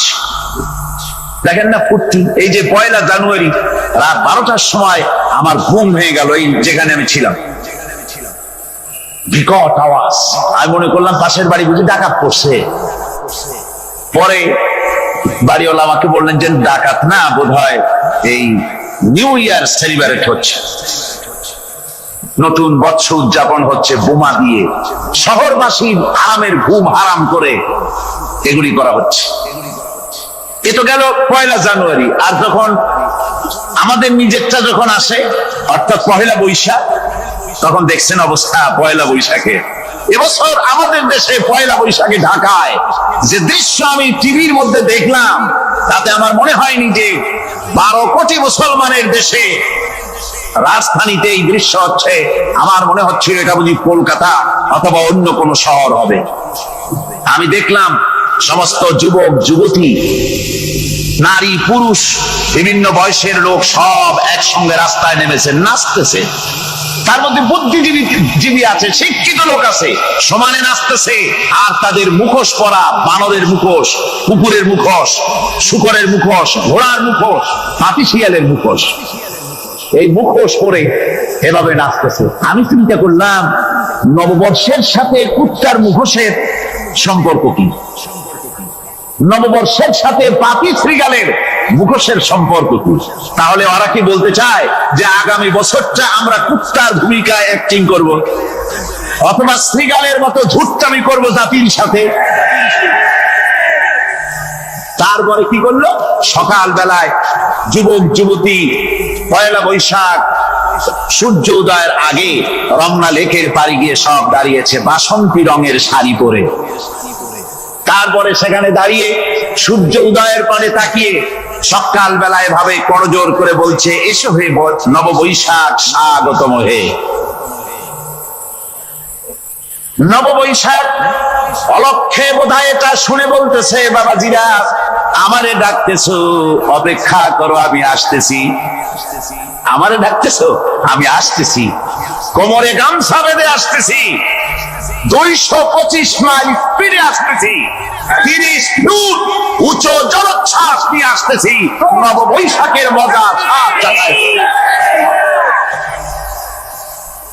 আমার ভাইরা, মুসলমান নববর্ষ উদযাপনের সাথে মুসলমানের কিসের সম্পর্ক? মুসলমান যদি এই দিন উদযাপনই করে তাহলে তাকে করতে হবে ফজরের নামাজ পড়বে। মুসলমান নববর্ষ উদযাপন করবে, ফজরের নামাজ পড়বে, তারপরে কোরআন শরীফ তেলাওয়াত করবে, দরুদ শরীফ পড়বে, আল্লাহর দরবারে হাত তুলে বলবে, রব্বুনা রাব্বিন একটি বছর পার করে দিলাম, নাফরমানি ছাড়া কিছুই তো করি নাই, বিগত বছরে যা করেছি মাফ করে দাও, আগামী বছরটা গোটা জাতি আর দেশের জন্য কল্যাণকর মঙ্গলময় করে দাও। এটাই তো বলা উচিত ছিল নাকি বলে, তা না করে, তা না বলে বৈশাখের পরিচালককে না দেখে সরাসরি বৈশাখকে আহ্বান করা হয়েছে। আর বৈশাখ আহ্বান করার মজা জনমের মতো দেখাই দিয়েছে। আল্লাহ রাব্বুল আলামিন তাই বলেন, কাফেররা তাদের কাজ হলো শুধু খাওয়া, তারা এমন খাওয়া খায় জনমের মতো খায়। ইয়াকুলুনা কামা তাকুলুল আনাম, জানোয়ারে যেমন খায় ওই রকম খায়। তার মানে খায়, একটু বিসমিল্লাহ কয় না, খায় যখন ছেড়ে দেয় তখন আলহামদুলিল্লাহ বলে না, বাহাত দিয়ে খায়, আবার বাহাত দিয়ে খায়। ডাব একটা কাটলো, বিসমিল্লাহ নাই, খাইলো, 2-4 ঢোক খাইয়া পুরা ডাবটারে ফেলাই দিল। ডাবটা কি তোমার বাজান তৈরি করছিল নাকি? একটু বিসমিল্লাহ বললা না, একটু শুকরিয়া আদায় করলা। আমি গত এই ডিসেম্বর গেল, ডিসেম্বরের 16 তারিখে আমেরিকা থেকে এসেছি।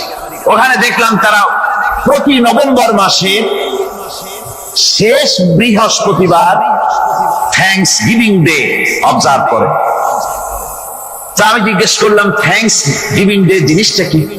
ওরা বললো, এটা হচ্ছে এই যে গড আমাদেরকে সারা বছর ভালো খাওয়াইছে, আমাদেরকে ভালোভাবে পড়াইছেন, সুন্দর রেখেছেন, এই জন্য আমরা গডকে থ্যাঙ্কস দেই নভেম্বরের এই শেষ দিনটিতে। সারা বছরের ভালো খাইছি, ভালো থাকছি, এই জন্য গভর্নমেন্টকে মানে গডকে থ্যাঙ্কস দিলাম।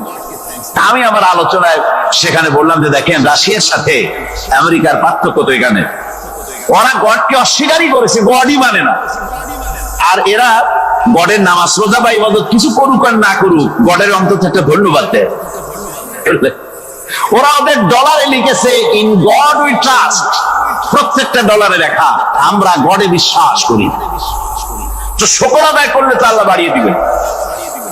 আল্লাহ রাব্বুল আলামিনের সুন্নাত হলো, শুকর যদি কেউ আদায় করে আল্লাহ বাড়িয়ে দেন। লা ইন শাকারতুম লাযীদান্নাকুম ওয়া লা ইন কাফারতুম ইন্না আযাবী লাশাদীদ। আমার নিয়ামতের শুকর যদি আদায় করো আমি বাড়ায় দেব, আর যদি নিয়ামতের শুকর আদায় না করো তাহলে মস্ত বড় শাস্তি তোমাদের জন্য রেখেছি। তো আমেরিকা শুকর আদায় করে নিজেরা খাইয়া, কিন্তু ওদের জমিন হলো বিশাল জমিন। আমি কয়েকবার গিয়েছি এবং বহু স্টেট সফর করেছি। ওদের জমিন এত ফার্টাইল, জমিনে যদি রীতিমতো তারা ফসল ফলাতো, এই ফসল সারা দুনিয়ার দরিদ্র ভুভুক্ষ জনতাকে খাওয়াইয়া বাঁচাইতে পারত, কিন্তু ওরা তা করে না। ওরা করে কি? ওরা মুনাফার হার, বাজার দর ঠিক রাখার জন্য নির্দিষ্ট পরিমাণ জমিনের ফসল ফলায়, কিন্তু জমিন এতই উর্বর, ওদের মেজারমেন্ট করা, মাপ করা, হিসাব করা ফসল হয় না, ফসল হয় বেশি। তখন বাড়তি ফসলকে তারা প্রতি বছর লক্ষ লক্ষ টন আলু আর গমকে তারা সমুদ্রে নিক্ষেপ করে। তাদের আলু এবং গম সেই সময় তারা নিক্ষেপ করে সমুদ্রে, যখন ইথিওপিয়া সুদানে মানুষ না খেয়ে মরছে। পৃথিবীর বিভিন্ন দেশে মানুষ ক্ষুধার যন্ত্রণায় যখন চিৎকার করছে, আর তাদের এই চিৎকারে আকাশ বাতাস ভারী হয়ে যাচ্ছে, তখন ওরা এই কামটি করছে। তাই আমি ওই প্রথম দিন বলেছিলাম যে রাশিয়া যেমন খান খান হয়েছে, অস্তিত্ব বিলুপ্ত হয়েছে আল্লাহর সাথে নাফরমানি করার কারণে। আপনারা বলতে পারেন কমিউনিজম কি একটা সহজ ব্যাপার? একটা বিরাট শক্তি। পৃথিবীর বুকে কত দেশ তারা ডমিনেট করতেছিল, কোন যুদ্ধ নাই, কোন রক্তপাত নাই, বিনা ধাক্কায়, বিনা বাতাসে, বিনা ঝড়ে বিশাল মহিরুহু চিৎপটাং। এটা হলো কেন? কেন হলো রাশিয়ার এই দশা? আমি লালদিঘির ময়দানে বলে গেছিলাম, আমি চিন্তা করে যেটা পাইছি সেটা হচ্ছে দুনিয়ার সমস্ত মতবাদ আল্লাহকে কোনো না কোনো প্রকারে স্বীকার করে। তার কথা মানুক আর না মানুক, আছে একটা কিছু এতটুকু বলে যে আল্লাহ আছেন বা গড আছে বা একটা কিছু আছে। কমিউনিজম, সমাজতন্ত্র হলো পৃথিবীর একমাত্র নিকৃষ্ট মতবাদ, যে মতবাদ সরাসরি আল্লাহকে অস্বীকার করেছে, বলেছে আল্লাহ নাই, দেয়ার ইজ নো গড। তারা ধর্ম কাফির বলেছে। আল্লাহ পাক তাই কোন যুদ্ধ ছাড়া, কোন মারামারি ছাড়া, কোন রক্তপাত ছাড়া এই বিশাল শক্তিকে উৎকারে উড়িয়ে দিলেন, তুলার মতো হয়ে। গোটা রাশিয়া তুলার মতো হয়ে, পেঁজা তুলা, ধোনা তুলার মতো হয়ে সব উড়ে চলে গিয়েছে, অস্তিত্ব বিলুপ্ত হয়ে গিয়েছে। কিন্তু আমাদের দেশের খুচরা কমিউনিস্টরা এখনো স্বপ্ন দেখে। ওই যে কালকে বলেছি, তারা বলে কলমের খোসা এটা এখনো নষ্ট করা যাবে না, এটা এখনো চালু করা হবে। এখনো চীনে আছে, এখনো কিউবায় আছে। ওই কিউবা থেকে, চীন থেকে ফিদেল কাস্ট্রোর একটু আওয়াজ শোনে, চীন থেকে মিস্টার ব্যাং না কি জানি না, ব্যাং এর আওয়াজ শোনে, আর তাই মনে করে এ বুঝি সমাজতন্ত্রের বিজয়ের গান। না, চীন থেকে আর কিউবা থেকে যে আওয়াজ আজকে উঠতেছে, এই আওয়াজ সমাজতন্ত্রের বিজয়ের আওয়াজ নয়, এটা হলো সমাজতন্ত্রের মরণ যন্ত্রণার গোঙানির আওয়াজ। কাজী এরা দুনিয়ার বুকে শুধু আনন্দ এবং ফুর্তি করে, আল্লাহর হককে, আল্লাহকে চিনতে তারা ব্যর্থ হয়েছে। আল্লাহ রাব্বুল আলামিন বলেন, অবিশ্বাসীদের কৃতকর্ম, তাদের কাজগুলি, তাদের কর্মফল সব নিষ্ফল হয়ে যাবে। والذين كفروا أعمالهم كسراب بقيعة يحسبه الظمآن ماء। আল্লাহ পাক বলেন, কাফের যারা, অবিশ্বাসী যারা, যারা আমাকে অস্বীকার করেছে, অবিশ্বাস করেছে, তাদের আমলগুলি হলো মরুভূমির মধ্যে মরীচিকার মতো।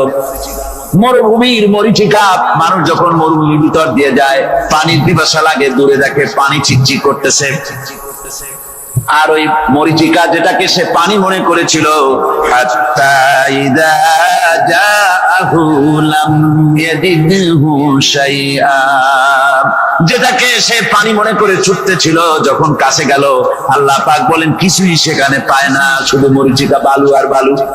এরকম করে যারা আমার দিনকে অস্বীকার করেছে, আমাকে অস্বীকার করেছে, তারা যত ভালো কাজ করুক আর যাই করুক না কেন, তাদের কৃত কর্মগুলি এভাবে সব নিষ্ফল। এ হলো এক কথা। 2 নম্বরের কথা হলো, ওরা মনে করেছিল সমাজতন্ত্র শান্তি দেবে, কমিউনিজম শান্তি দেবে, সোশ্যালিজম শান্তি দেবে, ক্যাপিটালিজম শান্তি দেবে।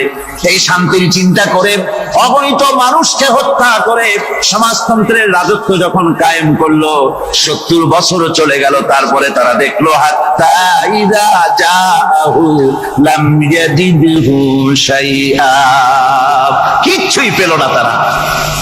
ক্ষুধার যন্ত্রণায় মরলো, কাপড় নাই, খাবার নাই। তারা ওই রাশিয়া থেকে, চেকোস্লোভাকিয়া থেকে, যুগোস্লাভিয়া দিয়া, রোমানিয়া থেকে, হাঙ্গেরি এবং পোল্যান্ড আর মঙ্গোলিয়া থেকে সেখানে সমাজতন্ত্র তাড়াতে আমরা যাই নাই। আমরা সেখানে সমাজতন্ত্রের বিরুদ্ধে তাফসীর করি নাই, ব্যাখ্যা করি নাই, বক্তব্য রাখি নাই। ওই সব দেশ থেকে সমাজতন্ত্র তাড়াইছে কে? কারা তাড়িয়েছে? না না, ওরা নিজেরাই, সেই দেশের জনগণই এটাকে উৎখাত করেছে তাদের জমিন থেকে। আল্লাহ পাক বলছেন, যারা আমার দিনকে, আমার বিধানকে যারা অস্বীকার করবে, তারা এই অস্বীকারী অবস্থায় যদি মৌত হয়, আমার সমাজতন্ত্রী কোনো ভাই যদি মাহফিলে থাকেন, কমিউনিস্ট কোন ভাই যদি মাহফিলে থাকেন, তাহলে শুনুন আল্লাহ কি বলতেছেন। আল্লাহর দিনকে, আল্লাহর কোরআন পূর্ণাঙ্গ জীবন বিধান, অর্থনীতি আছে, সমাজনীতি আছে, রাজনীতি আছে, কথা যারা বিশ্বাস করে না, কোরআনকে শুধুমাত্র নামাজ, রোজা, হজ, যাকাত আর বেহেশত দোজখ যারা মনে করে, জীবন ব্যবস্থা মনে করে না, এই অবস্থায় যদি মারা যায়, আল্লাহ রাব্বুল আলামিন বলেন, ইন্নাল্লাযীনা কাফারু ওয়া মাতু ওয়া হুম কুফফারুন উলাইকা আলাইহিম লানাতুল্লাহি ওয়াল মালাইকাতি ওয়ান নাসি আজমাইন।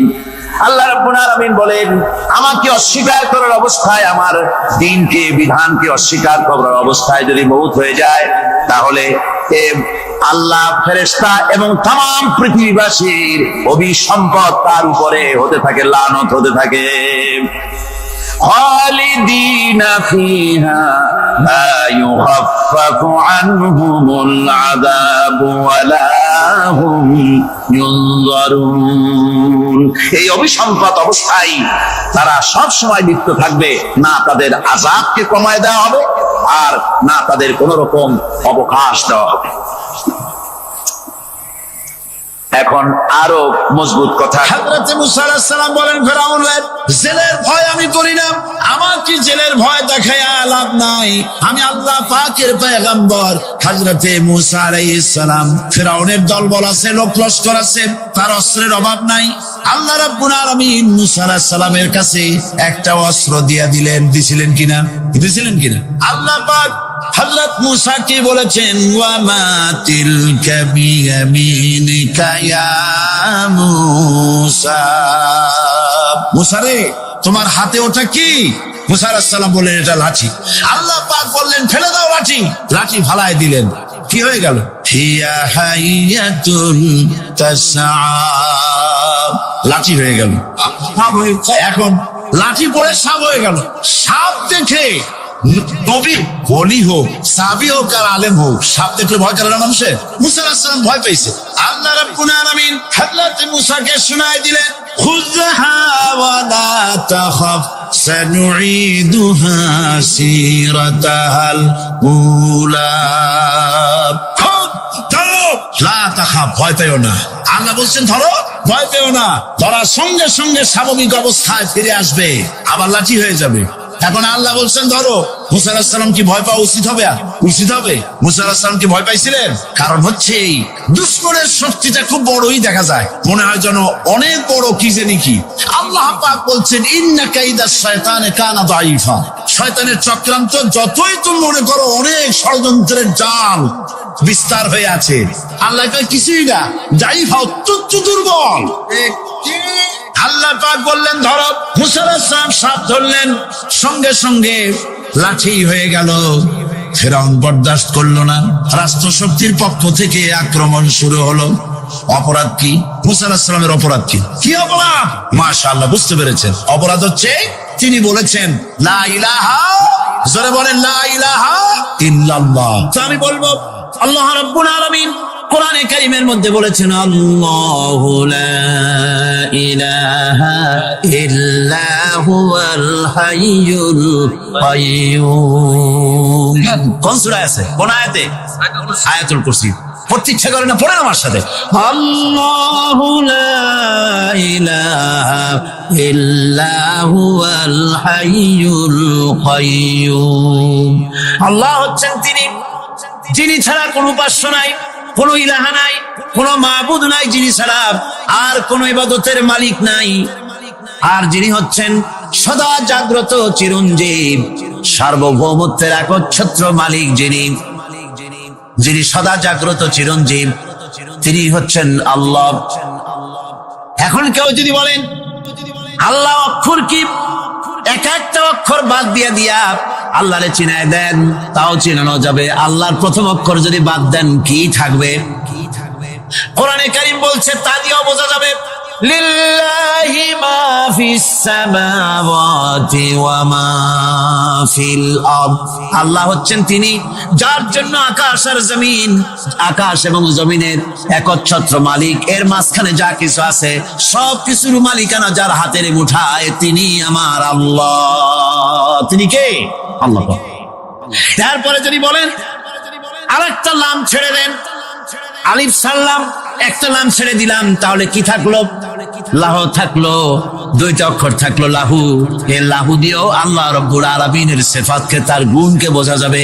লাহু মাকালিদুস সামাওয়াতি ওয়াল আরদ। আল্লাহ পাক বলেন আসমান এবং জমিনের রিজকের চাবিকাঠি আল্লাহ পাকের হাতে, যাকে খুশি তিনি পর্যাপ্ত রিজেক দান করেন। কেউ যদি বলে লামটাও ভালাই দেন, লামটাও ছেড়ে দেন, দিলাম লাম একটা ছেড়ে, থাকলো কি? একটা অক্ষর থাকলো হু। এই হু দিয়ে আমার আল্লাহরে চেনা যাবে। ওয়া হুয়াল গফুরুল ওয়াদুদুল আরশিল মাজিদ ফাআলুল লিমা ইউরিদ। আমার আল্লাহ হচ্ছেন তিনি যিনি ক্ষমাশীল, যিনি দয়াবান, যিনি বান্দাকে মহব্বত করেন, যিনি হচ্ছেন আরশে আসিমের মালিক, যার তিনি হচ্ছেন সেই মহান সত্তা যিনি যা খুশি তাই করছেন। সুতরাং আল্লাহ হচ্ছেন এমন এক লফজ, এমন এক নাম, এমন এক ইসমে জাত যার কোনো বিকল্প নাই, যা অনুবাদ করে আল্লাহকে স্রষ্টা বললে এটা সারবে না, সৃষ্টিকর্তা বললে সারবে না। আল্লাহ পাকের নামের বিরাট বিশাল ব্যাপক অর্থ রয়েছে। সুতরাং আল্লাহকে আল্লাহই বলতে হবে। আল্লাহকে কি বলতে হবে? আল্লাহ আল্লাহ আল্লাহ। কত মজাই নামে, সুবহানাল্লাহ, কত মজাই নামে। আল্লাহ রাব্বুল আলামিন বলেন, আমরা শুরু করছি সূরা ফাতিহা। অভিনন্দন পত্র দিচ্ছি, কারে দিচ্ছি? আল্লাহ পাককে দিচ্ছি। সেখানেও ভাষা দিয়ে রব্বুল আলামিন বলেন প্রশংসা করো, আলহামদুলিল্লাহি রাব্বিল আলামিন। সমস্ত প্রশংসা আল্লাহ পাকের, যিনি হচ্ছেন রব, যিনি কি? রব। এখন এই রব শব্দের বাংলা অর্থ করা হয় প্রভু, লালনকারী, প্রতিপালনকারী, কিন্তু এই অর্থ যথেষ্ট নয়। কোরআনে কারিমে যে রব বলা হয়েছে তার অর্থ হচ্ছে, তার অর্থ ব্যাপক, অনেক বিশাল এর অর্থ। এ রব কাকে বলে? এই রব শব্দের বাংলা অর্থ করা হয় প্রভু, লালনকারী, প্রতিপালনকারী, কিন্তু এই অর্থ যথেষ্ট নয়। কোরআনে কারিমে যে রব বলা হয়েছে তার অর্থ হচ্ছে, তার অর্থ ব্যাপক, অনেক বিশাল এর অর্থ। এ রব কাকে বলে? আমি রবের সমস্ত ব্যাখ্যা করতে পারবো না, তবে অল্প কথায় এমন ভাবে বলতে চেষ্টা করব যাতে করে আপনাদের বুঝে আসবে ইনশাআল্লাহ। আমরা বলি ইনশাআল্লাহ। এখন আপনারা যদি আমাকে প্রশ্ন করেন যে অত কথা বুঝি না, এক লাইনে এক বাক্যে বুঝায় দেন রব কাকে বলে, তাহলে আমি কথাটা এইভাবে বলবো, যাহার যখন যে জিনিসের যতটুকুন প্রয়োজন তাহাকে তখন সেই জিনিস ফরিয়াদ করার আগে যিনি পৌঁছে দেন তার নাম হচ্ছে রব। এ রব হচ্ছে তার মধ্যে রুবুবিয়তের সম্পূর্ণ কোয়ালিটিতে ভর্তি। আল্লাহ পাকের মধ্যে রুবুবিয়তের কোয়ালিটি। রব শুধু সৃষ্টি করেই ছেড়ে দেন না, প্রতিপালন করেন, পূর্ণতায় পৌঁছে দেন। সুবহানাল্লাহ বলতে ইচ্ছে করে না ভাইরা? দেখেন আল্লাহ রাব্বুল আলামিন এমন রব, বাংলাদেশের কুকুর আর আমেরিকা ইউরোপের শীত প্রধান দেশের কুকুর একরকম নয়। আমাদের দেশের পশু ইউরোপ আমেরিকা শীত প্রধান দেশের পশু একরকম নয়। তার কারণ হলো আমাদের দেশে শীত কম, নাতিশীতোষ্ণ অঞ্চলের মধ্যে খানিকটা পড়ে যায়। এখানে পশুদের গায়ে কম পশম থাকলে কোনো অসুবিধা নাই। ভেড়া, ঘোড়া, কুকুর, বন্য প্রাণীকে কেউ তো কম্বল দেয় না, ল্যাপ দেয় না, রাজাই দেয় না, খাতা দেয় না, চাদর দেয় না। আল্লাহ রাব্বুল আলামিন তিনি এমন রব, শীত প্রধান দেশের পশুদের গায়ে পশম দিয়া চিরস্থায়ী কম্বল জড়ায় দিয়েছেন।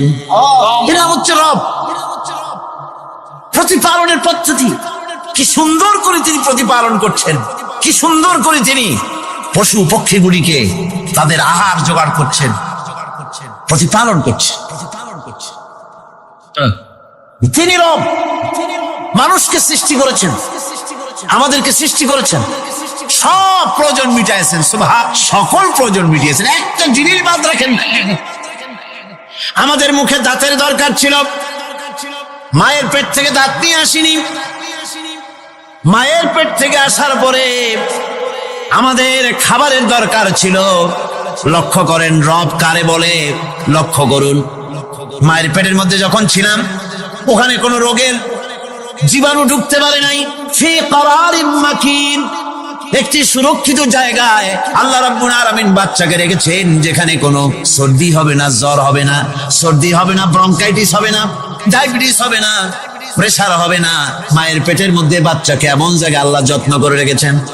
এই বাচ্চা যখন মায়ের পেট থেকে বেরিয়ে এলো তখন তার পরিবেশ অত্যন্ত খারাপ। এখানে পলিউশন আছে, এখানে কার্বন ডাই অক্সাইড আছে, এখানে বিষাক্ত হাওয়া আছে, এখানে দূষিত আবহাওয়া রয়েছে। প্রতি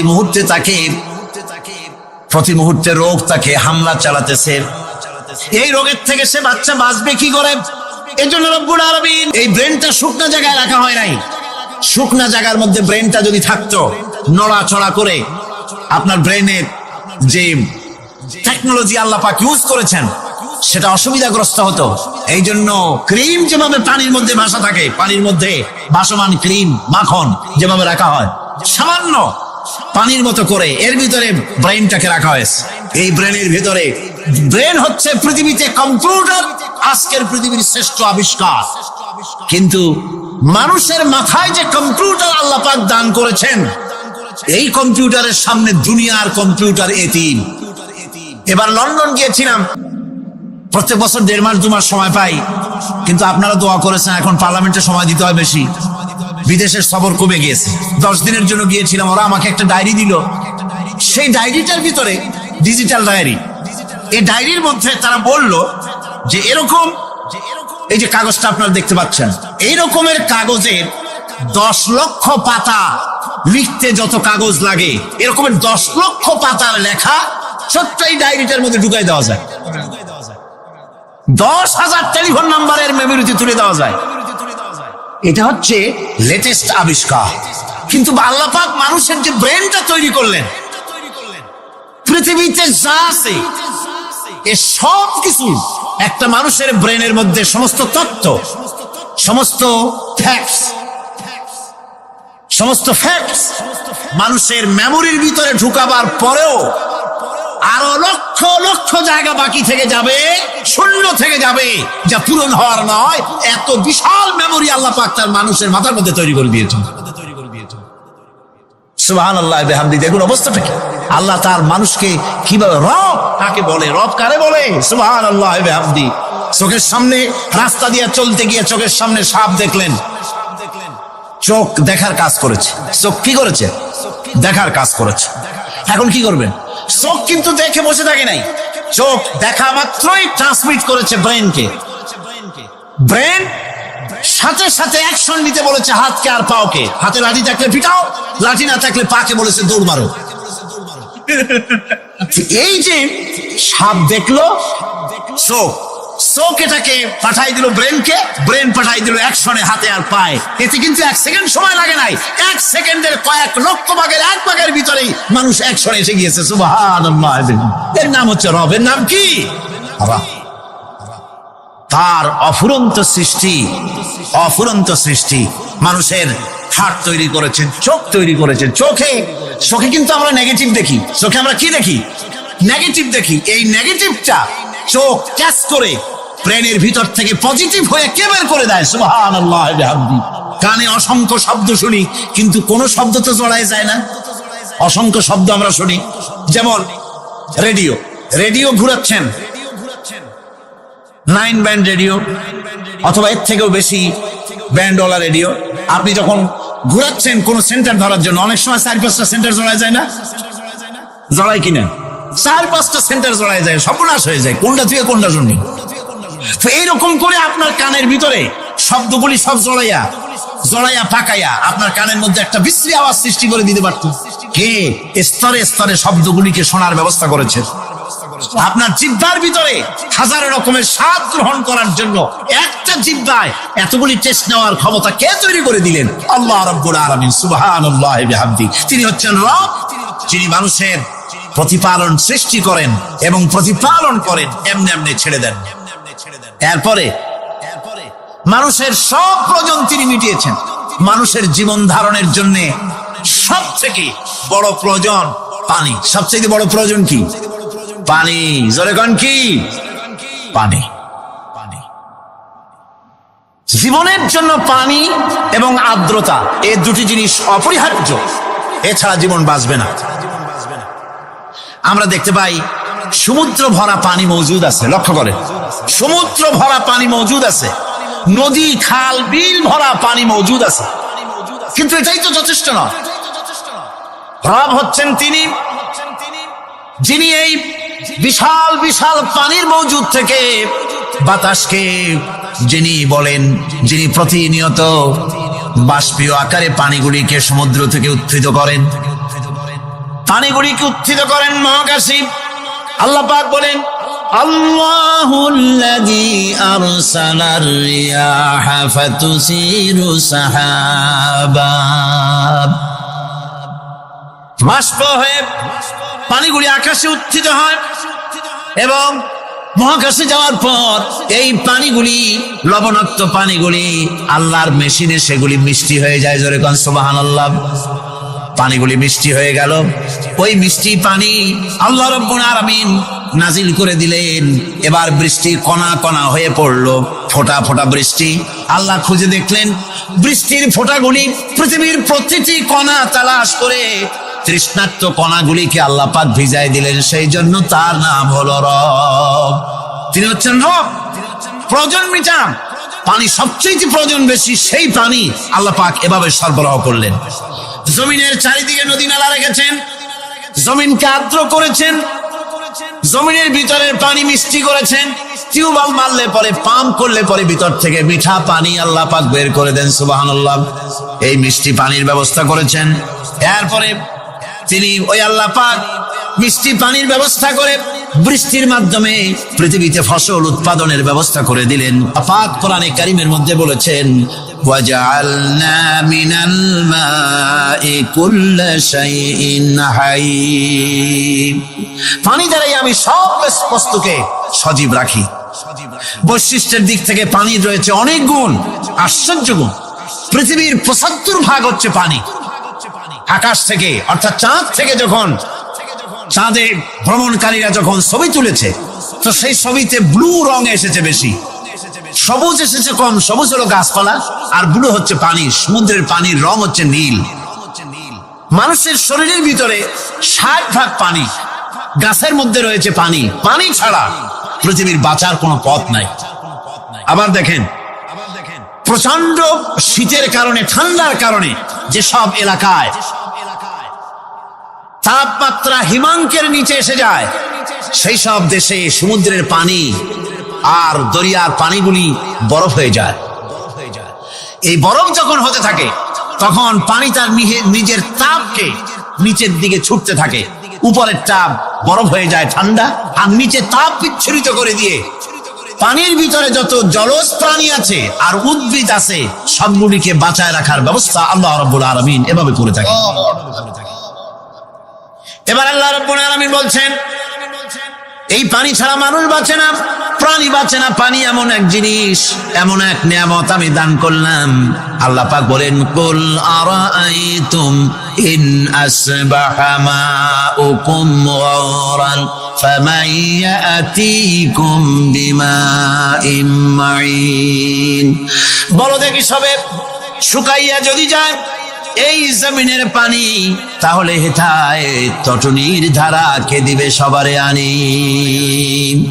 এই পৃথিবীর নদী নালা খাল বিল জমিনের আভ্যন্তরীণ দিকে পানিগুলি যদি আমি আল্লাহ রাব্বুল আলামিন শুকায় দেই, তাহলে আমি আল্লাহ ছাড়া এমন কে আছে যে নতুন করে আবার পানির আমদানি করে দিতে পারে?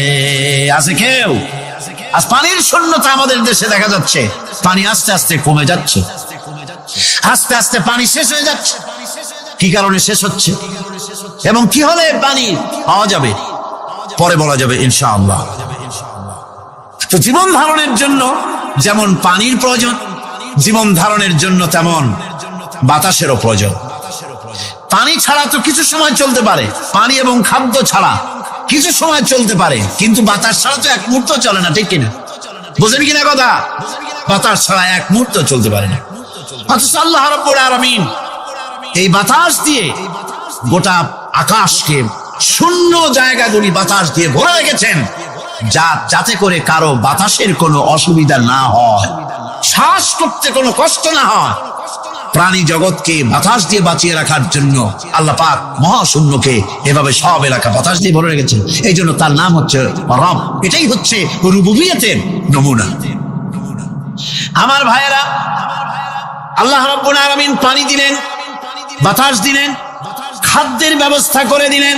শস্য শ্যামল এলাকায় আল্লাহ পাক সব জায়গাগুলিতে শস্য শ্যামল হোক অথবা ঊষর ধূসর মরুভূমি হোক, সারা পৃথিবী জুড়ে আল্লাহ রাব্বুল আলামিন খাবারের দস্তরখান বিছায় রেখেছেন।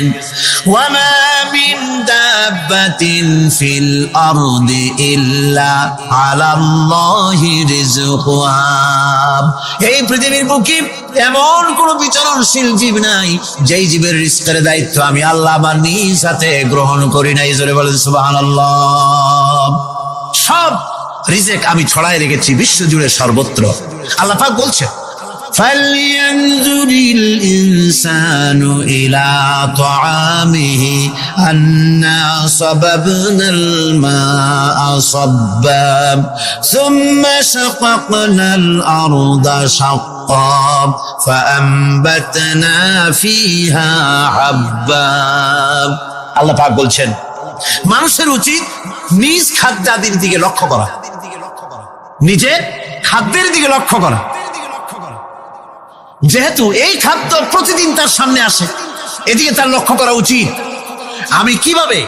আমি প্রথমে জমিনের উপরে পানি বর্ষণ করি, পরে জমিনকে দীর্ণ বিদীর্ণ করি, এরপরে জমিনের ভিতরে উর্বরা শক্তি আমি দান করি। কে বলতেছেন এ কথা? আল্লাহ পাক বলছেন। এরপরে আমি নানান জাতের ফসল ফলন তোমাদের জন্য আমি দান করে দেই। খাদ্যের দিকে নজর করতে এই জন্য আল্লাহ পাক বলেছেন, মানুষ চতুর্দিক থেকে তো চোখ ফিরাতে পারে, মুখ ফিরাতে পারে, কিন্তু খাদ্যের দিকে তার নজর করতেই হয়। সকালে, দুপুরে, বিকেলে, রাত্রে সব সময় তার সামনে খাবার আছে। আল্লাহ পাক বলেন, খাবারের দিকে একটু নজর করো, কেমন ভাবে কি সুন্দর করে খাবারগুলি তৈরি করে দিয়েছি, শুরু কিভাবে হলো, পরিপক্ক কিভাবে হলো, সেদিকে তোমরা লক্ষ্য করো। সে লক্ষ্য তো করা নাই, সমানে খায়, বিসমিল্লাহ বলেন, আলহামদুলিল্লাহ বলেন, পাইকারি দরে খাইতেই থাকে। আল্লাহ পাক বলছেন, খাদ্যাদির দিকে লক্ষ্য করো। এই যে চাউল তোমরা খাচ্ছ, আটা খাচ্ছ, গম খাচ্ছ, মাছ খাচ্ছ, গোশ খাচ্ছ, তাম পৃথিবীর সমস্ত বিজ্ঞানীরা একত্রিত হয়ে একটা চাউল বানাইতে পারবে? জোরে কোন পারবে? না পারবে।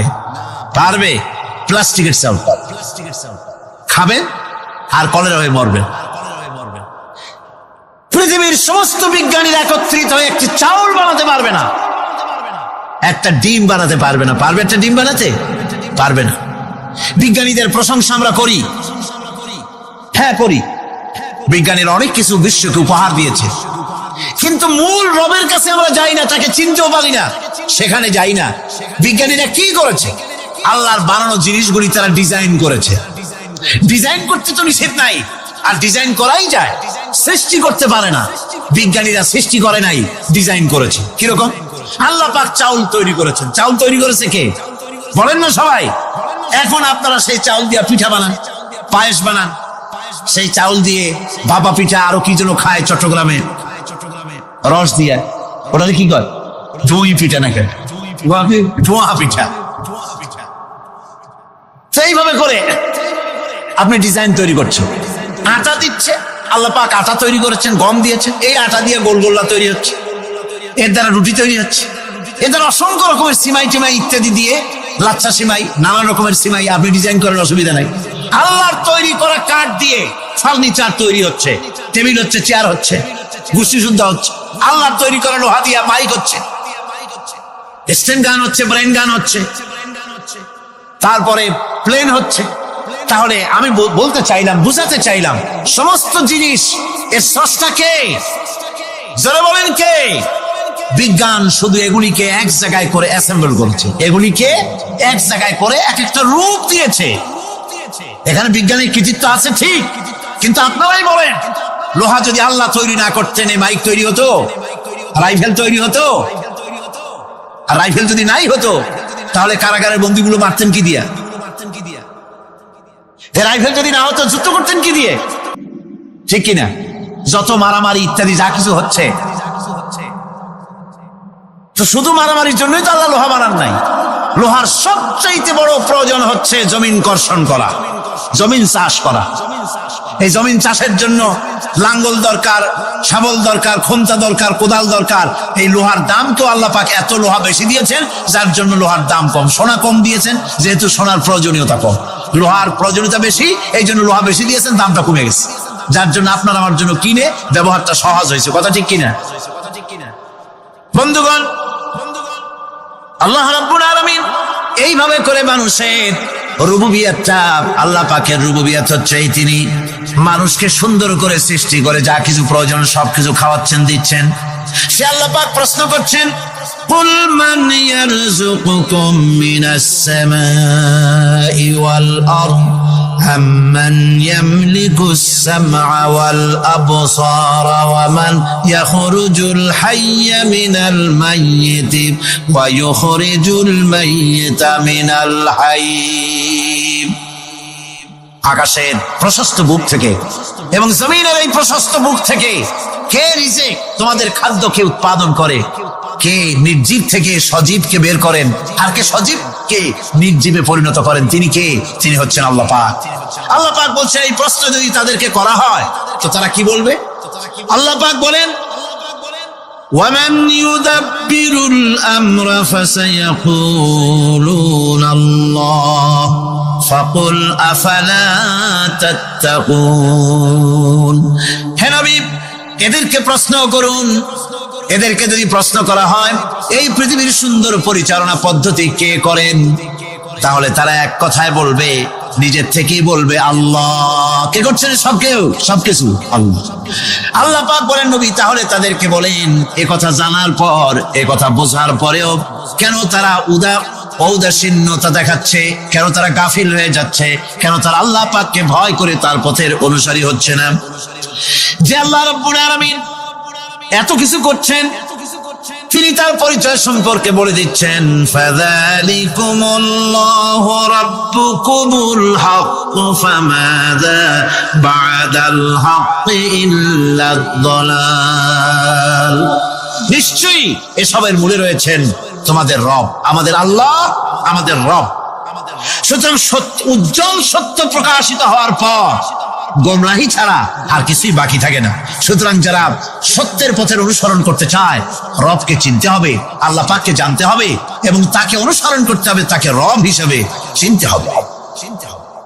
আমার বন্ধুগণ, এটা হচ্ছে সেই রুবুবিয়ত ইলাহি যার দিকে হযরত মুসা আলাইহিস সালাম ইঙ্গিত করেছিলেন ফেরাউন যখন তাকে প্রশ্ন করে। আল্লাহ তাআলা কিয়ামতের কঠিন ময়দানে, যেদিন স্বামী স্ত্রীকে চিনবে না, স্ত্রী স্বামীকে দেখে পালিয়ে যাবে, বন্ধু বন্ধুরে চিনবে না, পীর সাহেব মুরিদরে চিনবে না, মুরিদ পীর সাহেবরে চিনবে না, দলের কর্মী তার নেতারে চিনবে না, নেতা তার কর্মীরে চিনবে না, বন্ধু বন্ধুরে দেখে পালাবে। এই কঠিন মুহূর্তে সূর্যটা মাথার কাছে চলে আসবে, জমিনটা তামার জমিন হবে, আজকের জমিনের মতো নয়। মানুষ ঘর্মাক্ত, ক্লান্ত, শ্রান্ত মাথার মগজগুলো কানের ছিদ্র আর নাকের ছিদ্র দিয়ে বেয়ে বেয়ে পড়বে। বিশ্বনবী ফরমান, কিয়ামতের ওই কঠিন ময়দানে 7 শ্রেণীর ব্যক্তিকে রব্বুল আলামিন তার আরশের নিচে ছায়া দিবেন। তার মধ্যে প্রথম শ্রেণীর ব্যক্তি হলো ইমামুন আদিল, যে ইনসাফের সাথে বিচার করে, যে জাস্টিস সমাজে সার্ভ করে, যে সুশাসন নিশ্চিত করে, ওই ইমামুন আদিল। আদিল শব্দটা বুঝছেন না? ইন্নাল্লাহা ইয়া'মুরু বিল আদল, পাইছেন? আদিল। 7 শ্রেণীর ব্যক্তিকে আল্লাহ তাআলা সুশীতল আরশের নিচে ছায়া দিবেন, যেদিন তার দেয়া ছায়া ছাড়া কোনো ছায়া থাকবে না। এর প্রথম হচ্ছে ইমামুন আদিল, ন্যায়পরায়ণ শাসক। চিল্লায় বলেন সুবহানাল্লাহ। আবার বিশ্বনবী বললেন, ইন্নাল মুকসিতিনা ইনদাল্লাহি আলা মানাবিরা মিন নূর আন ইয়ামিনির রহমান। কিয়ামতের দিন যারা ন্যায় পরায়ণ হিসেবে আল্লাহর সামনে দাঁড়াবে, কিয়ামতের দিন রব্বুল আলামিন তার আরশের ডান দিকে ওই ন্যায় পরায়ণ লোকদের জন্য আরশের ডান দিকে একটা নূরের মিম্বারে তাদেরকে বসার সুযোগ করে দিবে। আল্লাহর আরশের ডান দিকে ন্যায় পরায়ণ লোকদের জন্য আল্লাহ তাআলা নূরের মিম্বার বানাবে। 4টে কেন কথা মনে করেছেন? আল আদাল, জাস্টিস। ইন্নাল্লাহা ইয়া'মুরু বিল আদল। আল্লাহ তাআলা এই আদালতের নির্দেশনা দেন, সুবিচার, সুশাসন। প্রিয় ভাইয়েরা, এটা আমরা বাংলাদেশে চাই কি চাই না? এই যে অরাজকতা, এই যে অন্যায়, এই যে জুলুম, এই যে ইনকনসিস্টেন্সি সমাজের অসঙ্গতির প্রধান কারণ জাস্টিস নাই, সুবিচার নাই, সুশাসন নাই। শেষবারের মতো আওয়াজ করে বলেন তো, আমরা বাংলাদেশে আদল চাই কি চাই না? তাহলে প্রথম নির্দেশনা শেষ। আল্লাহ তাআলা তোমাদেরকে আদলের আদেশ দেন। এরপরে আল্লাহ বললেন, আমি তোমাদেরকে ইহসানের আদেশ দেই। ইন্নাল্লাহা ইয়া'মুরু বিল আদলি ওয়াল ইহসান। আমি তোমাদেরকে যেমনি আদলের নির্দেশনা দেই, তেমনি ভাবে তোমাদেরকে ইহসানের নির্দেশনা দেই। ইহসান, আওয়াজ করে সবাই বলেন তো ইহসান। ইহসান মানে কারো প্রতি সফট হার্টেড হওয়া, মহানুভব হওয়া, অনুগ্রহ পরায়ণ হওয়া, অনুগ্রহশীল হওয়া, একে অপরের প্রতি দয়াদ্র হওয়া। একে অপরের প্রতি দয়াদ্র, অনুগ্রহশীল হওয়া ছাড়া মানবিক সমাজ কশিনকালেও গঠন করা সম্ভব না। প্রিয় ভাইয়েরা, সুন্দর আচরণ দিয়ে, ইহসান দিয়ে যা জয় করা যায়, নরম আচরণ দিয়ে যেটা অর্জন করা যায়, কঠোরতা দিয়ে সেটা পারা যায় না। বিষ্ণু ঈসা ইসলাম ইহসান দিয়ে, কোমল আচরণ দিয়ে, তার অনুগ্রহ দিয়ে তিনি অনেক কাফিরের হৃদয়কে জয় করে ফেলেছেন। সাইয়েদনা সুমামা ইবনে উসাল রাদিয়াল্লাহু তাআলা আনহুর কথা মনে পড়ে যায়। তিনি ছিলেন ইয়ামামার বাদশা। মদিনাতে বিশ্বনবীকে হত্যা করার নিয়তে এসেছিলেন। গোপনে গোপনে বিশ্বনবীকে হত্যা করে আবার ইয়ামামাতে তিনি ফিরে যাবেন। কিন্তু কি অবাক করা কাণ্ড, হত্যা করতে পারে নাই, সাহাবাদের হাতে তিনি ধরা পড়ে গেলেন। সাইয়েদনা সুমামা ইবনে উসাল রাদিয়াল্লাহু তাআলা আনহু হত্যার নিয়তে আসলেন, কিন্তু হত্যা করতে পারলেন না। সাহাবারা ওনাকে ধরে ফেললেন, ধরে মসজিদে নববীর পিলারের মধ্যে বেঁধে রাখলেন। সুমামা ইবনে উসাল, সিরাত থেকে শুনে, সিরাত থেকে শোনাচ্ছি, রাদিয়াল্লাহু তাআলা আনহু ইয়ামামার অধিপতি ছিলেন। বিশ্বনবীকে হত্যার জন্য আসছেন, ধরা পড়ে গেছেন, এখন মসজিদে নববীতে বেঁধে রাখছে, তার মানে বন্দী। এখন স্ট্যাটাস কি? বন্দী, ক্যাপটিভ। তো বিষ্ণু ঈসা ইসলাম সাহাবাদেরকে বললেন, তার খোঁজ খবর নিও, সুমামা ইবনে উসালের খোঁজ খবর নিও। সাহাবার বলেন, ইয়া রাসূলুল্লাহ, আপনাকে হত্যা করতে এসেছে, তার তো কঠিন ক্যাপিটাল পানিশমেন্ট হওয়া দরকার, কঠিন শাস্তি হওয়া দরকার। বিশ্বনবী বললেন, না, আমি যেটা জানি তোমরা কি জানি কি হয়ে যায়। বিশ্বনবী বললেন, না, তার হাতে পায়ের রশিগুলো খুলে দাও।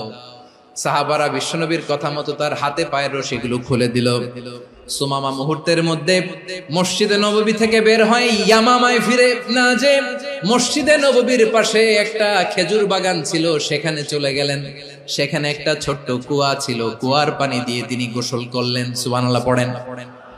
কুয়ার পানি দিয়ে গোসল করে মসজিদে নববীর সামনে এসে বিশ্বনবী এবং সাহাবাদের সামনে দাঁড়িয়ে সাব্বাবা উঁচু করে বললেন, আশহাদু আল্লা ইলাহা ইল্লাল্লাহ ওয়া আশহাদু আন্না মুহাম্মাদান আবদুহু ওয়া রাসূলুহু।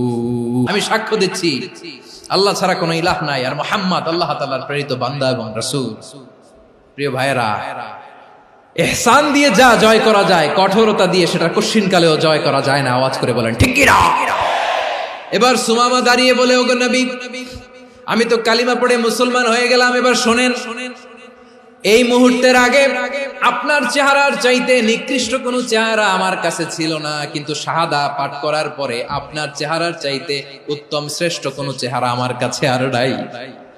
ও নবী, আজকের দিনের আগে ইসলাম ধর্মের চেয়ে নিকৃষ্ট অপছন্দনীয় কোনো ধর্ম আমার কাছে ছিল না, কিন্তু এই মুহূর্ত থেকে ইসলামের চেয়ে সেরা শ্রেষ্ঠ পছন্দনীয় কোনো ধর্ম আমার কাছে নাই। নবী গো, আজকের দিনের আগে মদিনার চাইতে অপছন্দনীয় নিকৃষ্ট কোনো শহর আমার কাছে ছিল না, কিন্তু এই মুহূর্তের পর থেকে মদিনার চাইতে কোনো শ্রেষ্ঠ শহর আমার জানা নাই। সে ছিল গমের বড় ডিলার, গম বেচতো। কি বেচতো? তার গম কিনে মক্কার লোকেরা রুটি খাইতো। সে ঘোষণা দিল, আজকে থেকে মক্কাবাসীদের জন্য সব গম আমি হারাম করে দিলাম, মক্কাবাসী এখন না খেয়ে মরে। সুবহানাল্লাহ পড়বেন না? মক্কাবাসী বিশ্বনবীর কাছে আসলেন, এসে বললেন, মুহাম্মদ, আমরা তো তোমার ভাই, তোমার চাচা, তোমার ভাতিজা, তোমার আত্মীয়, তুমি সুমামারে বলো সে যেন আবার গমের সাপ্লাই মক্কার জন্য অনুমতি দিয়ে দেয়। বিশ্বনবীর অনুমতি ক্রমে সুমামা আবার মক্কাতে গম পাঠাতে শুরু করলো। পড়েন সুবহানাল্লাহ। ইহসান, ইহসান দিয়ে আপনি যেটা জয় করতে পারবেন, you can win the heart of your enemies. ইহসান দিয়ে আপনি আপনার শত্রুর হৃদয়কে জয় করতে পারবেন। এজন্য আল্লাহ বললেন, ওয়া আনফিকু ফি সাবিলিল্লাহি ওয়া লা